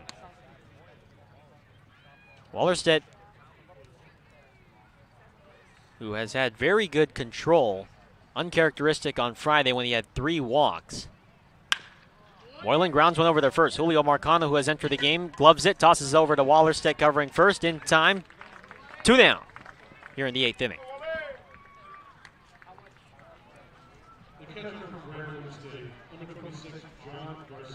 And here's John Garcia, the catcher now. Wallerstedt has only walked 6 batters all summer. 2 of them came on opening night. He had 1 on July 11th against YD, and then he had 3 on Friday at Bourne. First pitch to Garcia, takes a fastball a bit outside for ball 1. And keep in mind, we've talked about it, but this is a guy who only saw 2/3 of an inning at Arizona State this spring. Did not get much time at all. 1-0 fastball on the inside corner, strike 1 called. 1 ball, 1 strike. Just 5 appearances total. And he has made massive strides, a Cape League All-Star. 1-1 breaking ball, foul down the right field line onto the hill. Watch out. And it's 1-2. You don't think if you're sitting on the top of the hill way up there, you'd see a foul ball. But, boy, that one got out of there in a hurry. 1-2. Wallerstedt deals. Fastball just misses the outside. Guillemette tried to frame it. It's 2-2. His fellow ASU teammate Joe Lampe is on deck. Does Wallerstedt want to face him? 2-2. Breaking ball just low. Couple of close pitches from Wallerstedt. Ryan DeMary not giving the strike 3 call. And the count is full 3-2 to Garcia, who's 1 for 2 today with a single. And the pitch. Swing and the miss. Got him with the breaking ball. Low and away. Nick Wallerstedt pitches a 1-2, 3/8 inning and picks up a couple strikeouts in the process. Time for the bottom of the 8th here from Eldridge Park. It's 10-4 Firebirds here on the Birds Broadcast Network.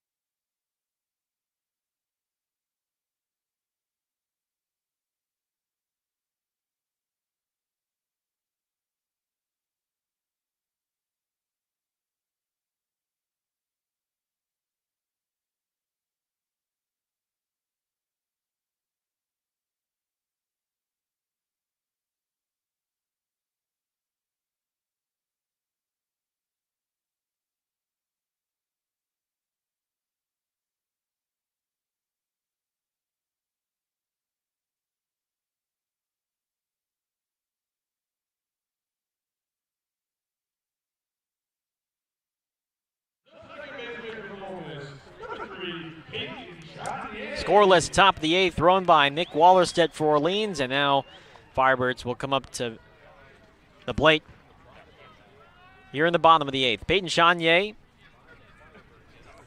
Jeff Costello, and then Luke Kieschel. 1, 2, and 3 here against the lefty from Ryder, Frank Doling.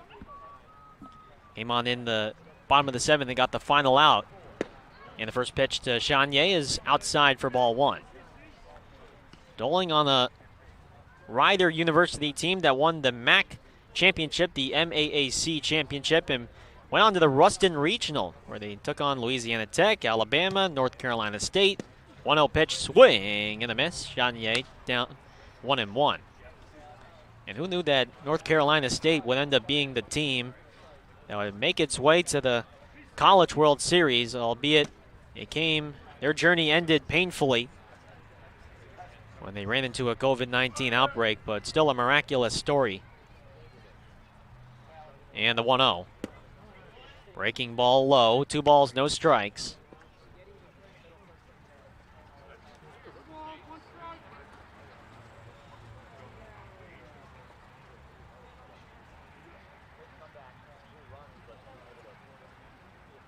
And the pitch.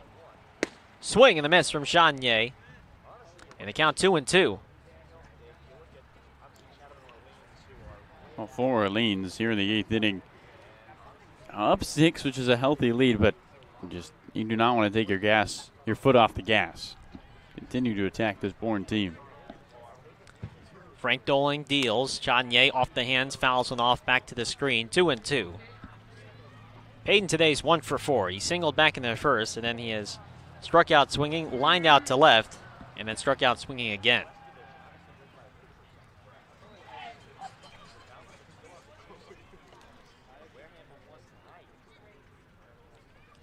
Two balls, two strikes, and the pitch.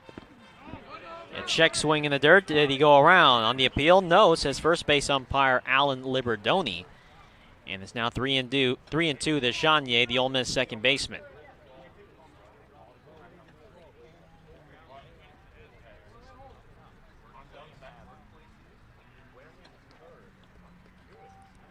Chanier, Costello, and Kieshel due up in his last of the eighth, with Orleans up by 6. The pitch. And it's up high for ball 4. PC draws a walk. And here's Costello now, who will get his first turn at bat tonight.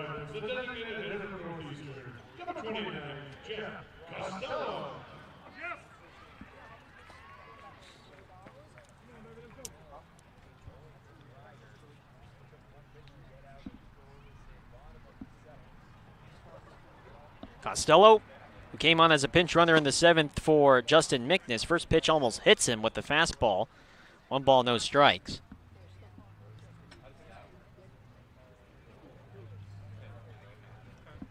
Costello for the Firebirds so far this summer. He's been very good at the plate.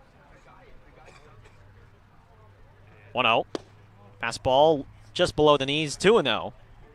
Hitting .300. He's got 6 hits in 20 at-bats in 6 games with the Firebirds. He was hit on the wrist yesterday.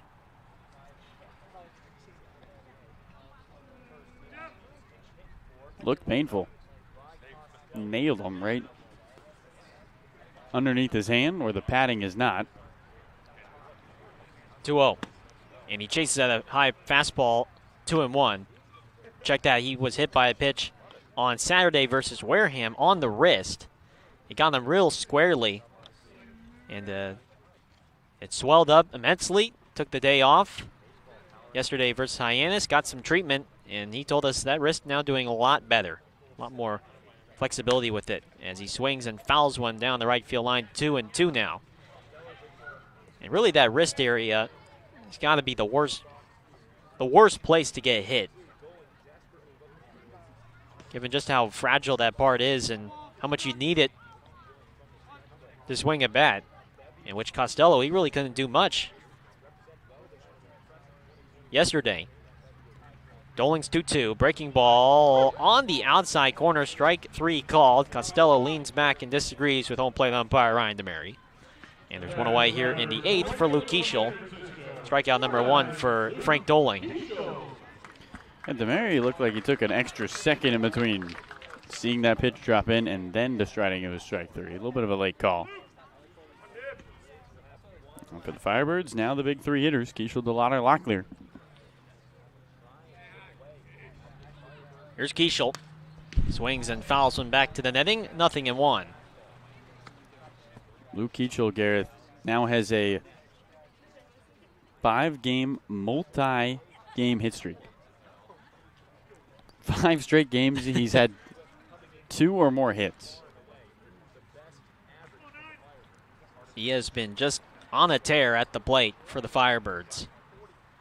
0-1. Takes a breaking ball that just catches the outside corner. 0-2. So that long hitting streak, but he's got a 10-game hitting streak behind that. So it's been a great summer for Luke. 0-2 pitch. Popped up foul down the right field line. 0-2. And you got to think stories like Kieshel, coming from Watsonville, is exactly why there's leagues like the Cape League.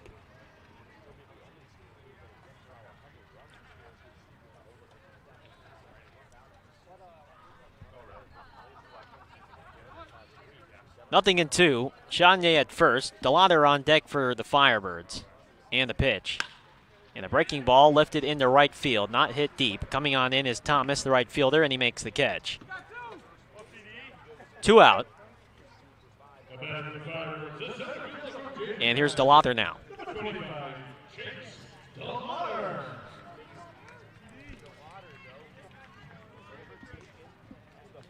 DeLather today is 2 for 5. Or pardon me, that's Keishel's stats. DeLather today 1 for 3. He has singled, struck out swinging, drawn the walk, and has flown out to center. Chanier runs, pitches outside, throw down to second, not in time. Chanier, with a headfirst dive, gets ahead of the tag. And for Chanier, that's his 6th stolen bag on the summer. That pitch was actually called a strike on the outside corner to Chase DeLather, so it's 0-1 to the James Madison center fielder. Looked like a pretty good throw from Garcia. 0-1. In the dirt, blocked by Garcia. 1-1. It's the 5th stolen base of the night for Orleans. And in these last couple of games, they've really picked it up on the base pass in terms of being way more aggressive.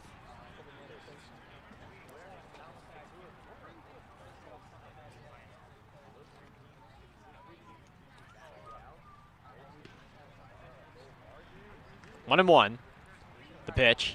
High and outside. 2-1. We'll be back in action tomorrow afternoon, we should say. A 4 p.m. first pitch, one of the earlier first pitches here on the Cape. Live from Brewster, home of the Whitecaps at Stony Brook Field. 4 p.m. first pitch, 3:45 pregame. 2-1.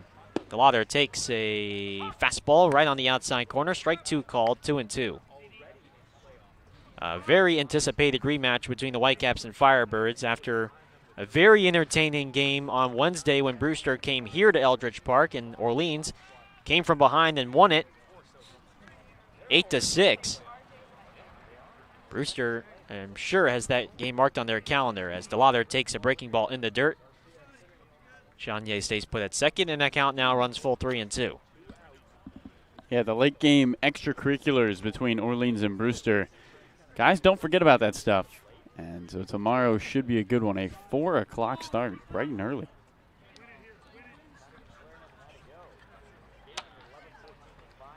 Tyler Locklear on deck. As it's 3-2. Doling, the lefty from Ryder, deals, and Chase takes high and outside for ball 4.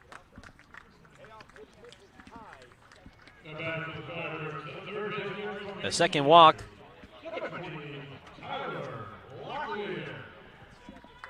that Chase has drawn today.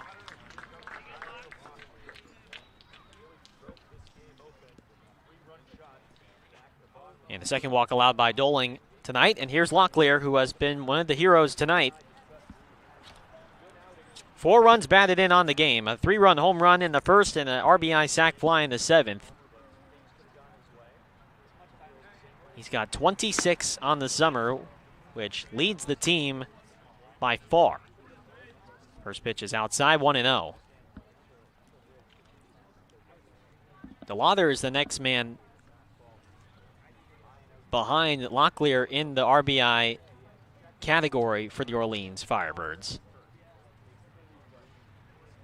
And Chase, though, has only 17, so DeLather has a 9-run advantage, 9 RBI advantage.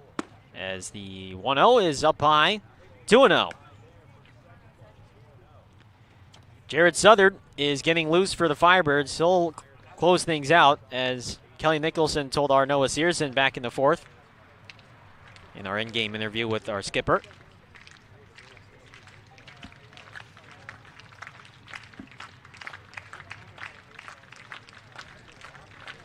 Two 2-0. Doling deals, and it's a fastball low and in for ball 3. 3-0, and right now, Frank Doling losing a little bit of his control here. Yeah, and the Braves dugout bullpen is quiet, so this is all Doling here.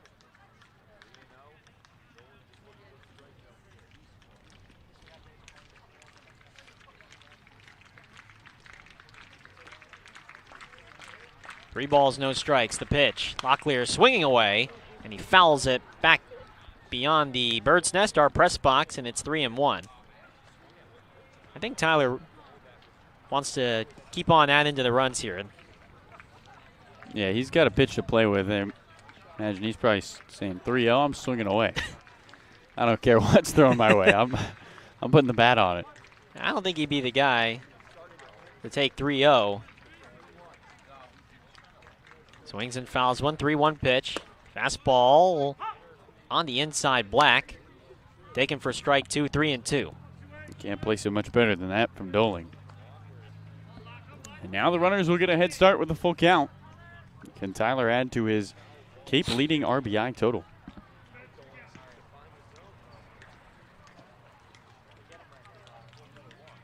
We'll have to, of course, see what the other RBI leaders have done tonight. But right now, Locklear stands alone as he hits one out in the center field. Lampe racing in, still racing in. He slides, and he makes the catch on the fly ball to center to end the inning. So no runs, no hits, no errors, and 2 are left stranded for Orleans in the last of the 8th. Last opportunity for the Bourne Braves coming up in the top of the 9th. With Orleans up 10-4 when we come back here on the Birds Broadcast Network.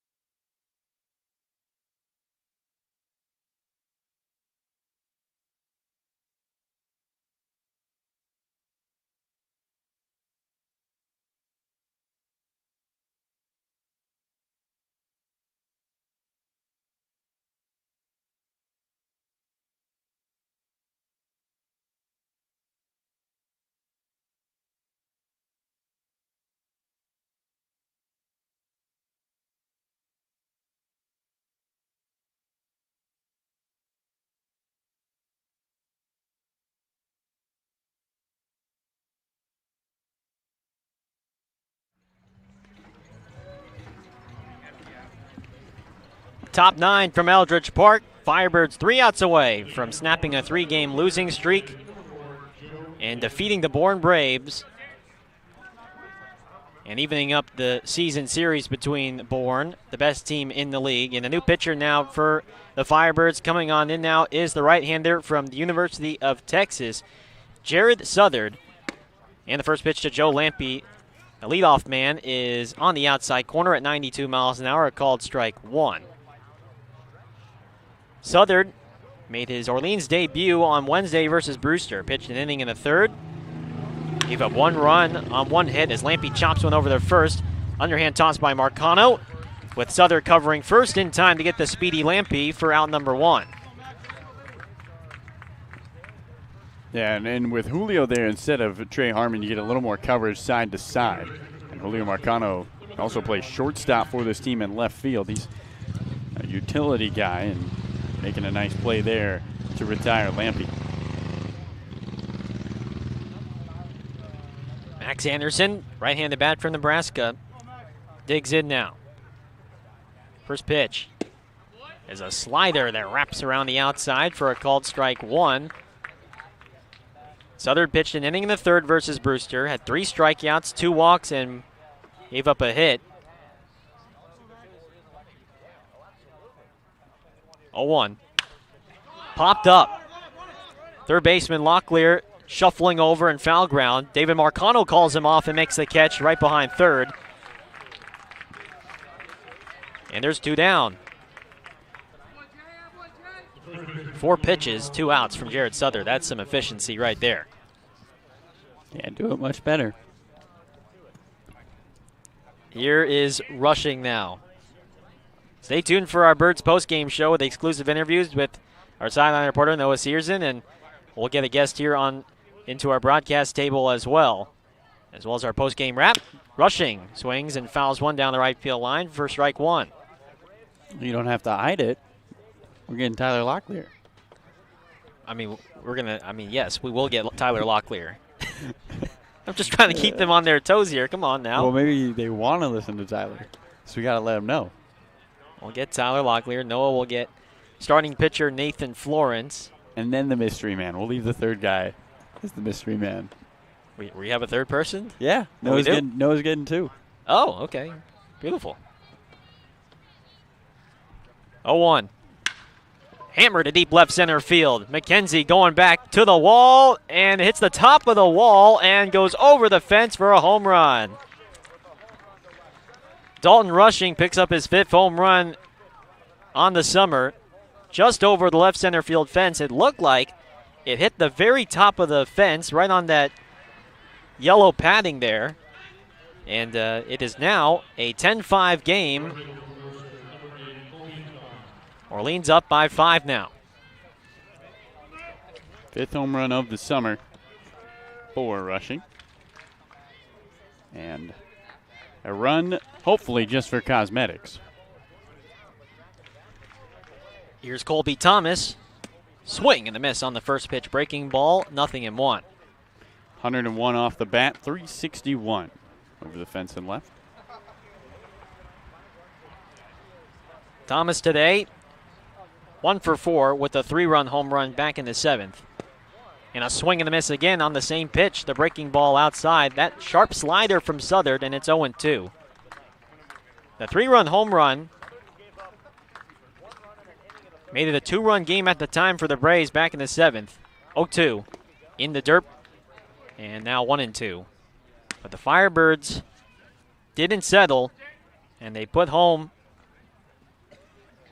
4 in the bottom of the 7th to extend the lead.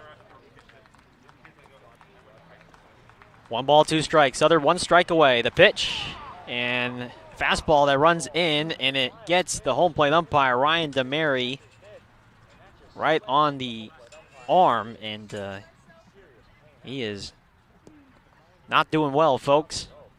Looked like it drilled him right on the arm or perhaps on the chest, but he's going to take a couple of minutes here. Our trainer's going to come out and check on him. Thought for a second it ran in and hit Thomas, but it actually, Thomas looked like he evaded the pitch and it got the home plate umpire. And perhaps it may have gone him on the hand or right on that left arm. Yeah, it looks like he's pointing towards his left elbow, right kind of towards his bicep area. That's a stinger. Well, 93, 94 mile an hour fastball in on that elbow does not feel good. But luckily, he says he's all right.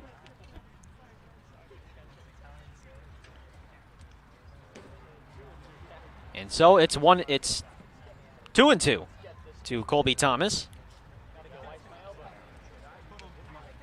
Orleans back in action tomorrow at Brewster, 4 p.m. first pitch, pregame at 3:45. It's an earlier start. We'll have coverage for you as the 2-2 is blocked in the dirt by Guillemette with the slider, and it's 3-2 now.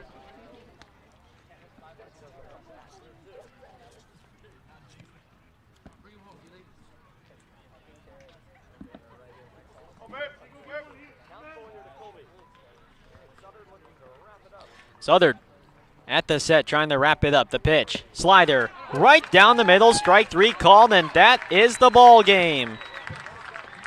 The 3-game losing streak is over, and the Firebirds have finally defeated the Bourne Braves, the best team in the league, tonight by a final score of 10-5 here from Eldridge Park.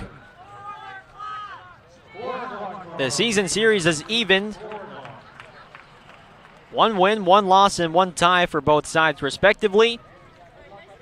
And the Firebirds can go home happy for their first win in 3 games. Sets up what should be a fun one tomorrow when Orleans then takes on the best team in the East, the Brewster Whitecaps. Tomorrow afternoon, 4 p.m. first pitch, 3:45 pregame here on the Birds Broadcast Network. And stay tuned, we got the Birds postgame show coming up with our sideline reporter Noah Searson, and we'll bring in Tyler Locklear as well to our broadcast table. But that's got to feel good for the Firebirds, who hand Bourne back-to-back losses for the first time this summer. 10-5, Orleans wins it in front of a home crowd on this Monday night. And Noah Searson's going to go try and grab Nathan Florence from the handshake line.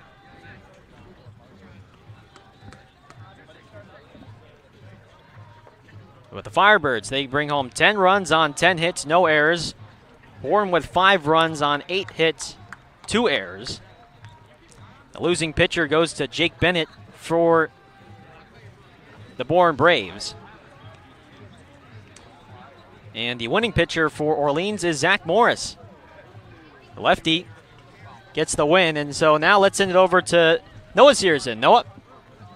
Yeah, I appreciate it, Garrett. So I'm on the sidelines today with maybe not the winning pitcher today, but set the table for sure for this squad. Nathan Florence, you came in as a starter out of the bullpen where you were with the team prior and pitched 4 hitless innings, which is pretty crazy. So was it, the transition from the bullpen to becoming the starter that really helped you, or was it, you were just feeling it tonight? Tonight was the night, and you shut Braves down? Yeah, so I've been a weekend starter for the past 4 years at Hartford, so it made me a little bit more comfortable to get into that routine and kind of get back to what I'm comfortable with. So it definitely helped there, and it helps mentally just for myself to set the tone. Well, I talked with Kelly right afterwards, and I know he said you had like a 60 pitch limit, but was there any point where you're like, kind of itching to get back out there when you knew you hadn't allowed to hit yet? Yeah, there's definitely part of me that wants to get back out there always, just the pitcher's instinct. You want to compete and go as long as you can, but pitch count got to stay healthy, and I'm overall happy with it.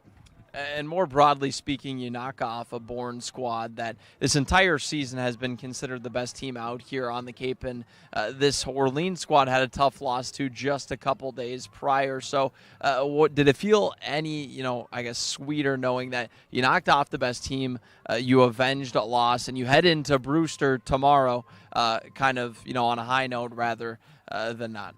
Yeah, definitely. I think today was big for us. Obviously, Bourne one of the best teams in the Cape this summer. So to get that win out there early today, I think it sets a tone for us going through the next week and hopefully puts us moving in a good direction. 4 hitless from Nathan. Hopefully we get to see you out there again this summer. Nathan, thank you so much for your time. Take care of the rest of the night, and we'll see you tomorrow at Brewster. That's all I got for now, Gareth, but I'll send it back to you in the booth. I believe you grabbed a lock, so take it away. All right, thanks so much, Noah. Gareth Kwok alongside VCU third baseman Tyler Locklear here on the Birds postgame show. Tyler, another terrific game for you at the plate. You got 4 runs batted in, a 3-run home run in the first inning, RBI sac fly later on. You got now 26 runs batted in on the summer. I mean, what is it just about having runners in scoring position that you do so well in? We work on it in BP, honestly. We got this thing called get 'em in round. So you just try and honestly get 'em in, do what you can, hit one hard. Hopefully it's in the outfield, and then we have burners on the bases, so most of the time when it goes in the outfield, they score. Well, the last 2 games against Bourne, you guys played them really well. Honestly, your best baseball, and it just didn't result in the win, but you get the win tonight. I mean, how good did it feel to finally beat the best team in the league? It's always good to get one against those guys, especially with how good they are, being at the top of the league, 21-5, and honestly putting it all together and having the ball bounce our way a couple times. Well, hard to believe. Final week and a half left here on the Cape. What are you most looking forward to, and what are you hoping to accomplish these next final games? Just see if we can make a little push at it. Obviously, we've been struggling, but hopefully, we get hot and just make a little run at the playoffs and see what happens from there. It's baseball. It's weird. Last question. You and Chase DeLauder back-to-back. Do you like the Bash Bros nickname or the Bash Birds? The Bash Bros. We're just going to stick with it. Bash Bros. Keep on seeing these guys the next few games, and they're mashing, folks. Tyler, thanks for your time, and we'll see you tomorrow at Brewster. Thanks for having me. Absolutely. You're good to go. Thanks so much, Tyler. And Noah Sears is going to go try and grab one more athlete as well. But the Bash Bros doing it again. Tyler Locklear picking up 4 runs, batted in. 3-run home run that kicked off the scoring back in the first inning. And Noah Searson standing by with one more Firebird here on the sideline. Noah, what do you got for us? Yeah, appreciate it, Garrett. So I'm on the sidelines right now here with the catcher for the Firebirds, Garrett Gillimet. And Garrett, great offensive game overall. You had 2 hits yourself, got a ribby on the board, but it seemed just contagious tonight. And, the hitting hasn't been the issue of late. Firebirds have been putting a lot of hits out on the board, but it's about getting those guys in. So what was different tonight? Was it kind of just, a little chip on the shoulder approach from the past couple games where you've been playing some great baseball, it just hasn't been working out? Yeah, man. This team, we battled through a lot. It was really nice to come out and see Nate just shove out of the pen. And like you said, hitting is contagious, especially with the group of guys we have. All of us are capable of hitting home runs on any day of the week, But today we try to keep it simple. We had a fun day in the cage before on the field, simplifying everything. And the bullpen was very good tonight, very quick, very efficient, head of counts. And, it was a fun game to be a part of and probably to watch as well. So. Yeah, big Firebirds win, always a fun one, but that's not to say it didn't get a little bit dicey there in those middle innings. When Jack Philby, they weren't hitting them that hard. They kind of just had the little bloop singles. Those happen. So when you come out to the mound, when they put a couple runs on the board, what are you telling Philby to get him out of the inning? He eventually got that strikeout to end that inning, and that kind of set the pace for the rest of the night for all the pitchers. Yeah, when I go out to the mound, especially with someone like Philby, who's just his summer has just been weak contact after weak contact. He gave up the homer, and I was like, dude, look, they haven't touched you all day. The weak single before 2 outs, it happens, shake it off, and next thing you know, you punchy the kid, struck him out. Money, big momentum right there to get after that homer to strike him out, and we went and put him some runs on ourselves. So I just told him, just stay yourself, don't change anything. And yeah, it's tough, but stay within. Yeah, well, it was a big night for pitchers, hitters alike, and a very fun Firebird win. Garrett, thank you so much for your time tonight. See you tomorrow at the game. And Garrett, that's all I got here from the sideline, so I'll send it back to you and Carlo for the conclusion of this one.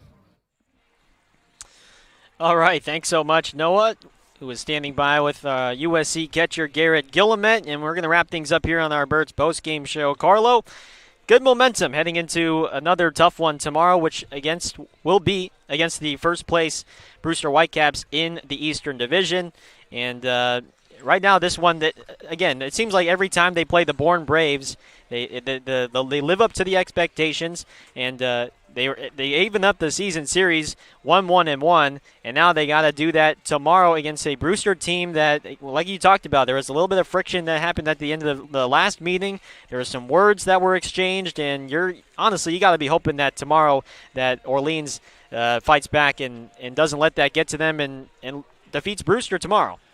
Yeah, an Orleans team, one of the few teams on the Cape that can go from losing 12-7 to Hyannis to a 10-4 win over the Bourne Braves in back-to-back games. I mean, that's baseball, but, one of the few consistencies of this team has been the inconsistency. So the question is, tomorrow, can they continue the momentum from today's win? I mean, it doesn't get easier, but it's a team that, there's a little bit of a chip on the shoulder of the Firebirds when they take on Bourne because of the extracurricular activity in the last game between the two teams. Should be a good one, 4 o'clock start. Yeah, it's an early one, 4 p.m. We'll have pregame for you at 3:45 live from Stony Brook Field, the home of the Brewster Whitecaps. The lone time the Firebirds will go to Brewster this summer, and we'll have coverage for you here with Carlo Jimenez, Noah Searson, and that's going to do it for us here on the Birds postgame show. We'll see you all tomorrow from Brewster. I'm Gareth Kwok alongside my partner Carlo Jimenez and our sideline reporter Noah Searson and our producer Matt Schenfeld. We'll say so long. Firebirds win 10-5, and they snap their 3-game losing streak and defeat the best team on the Cape by a final score again of 10-5. We'll see you all tomorrow at Brewster.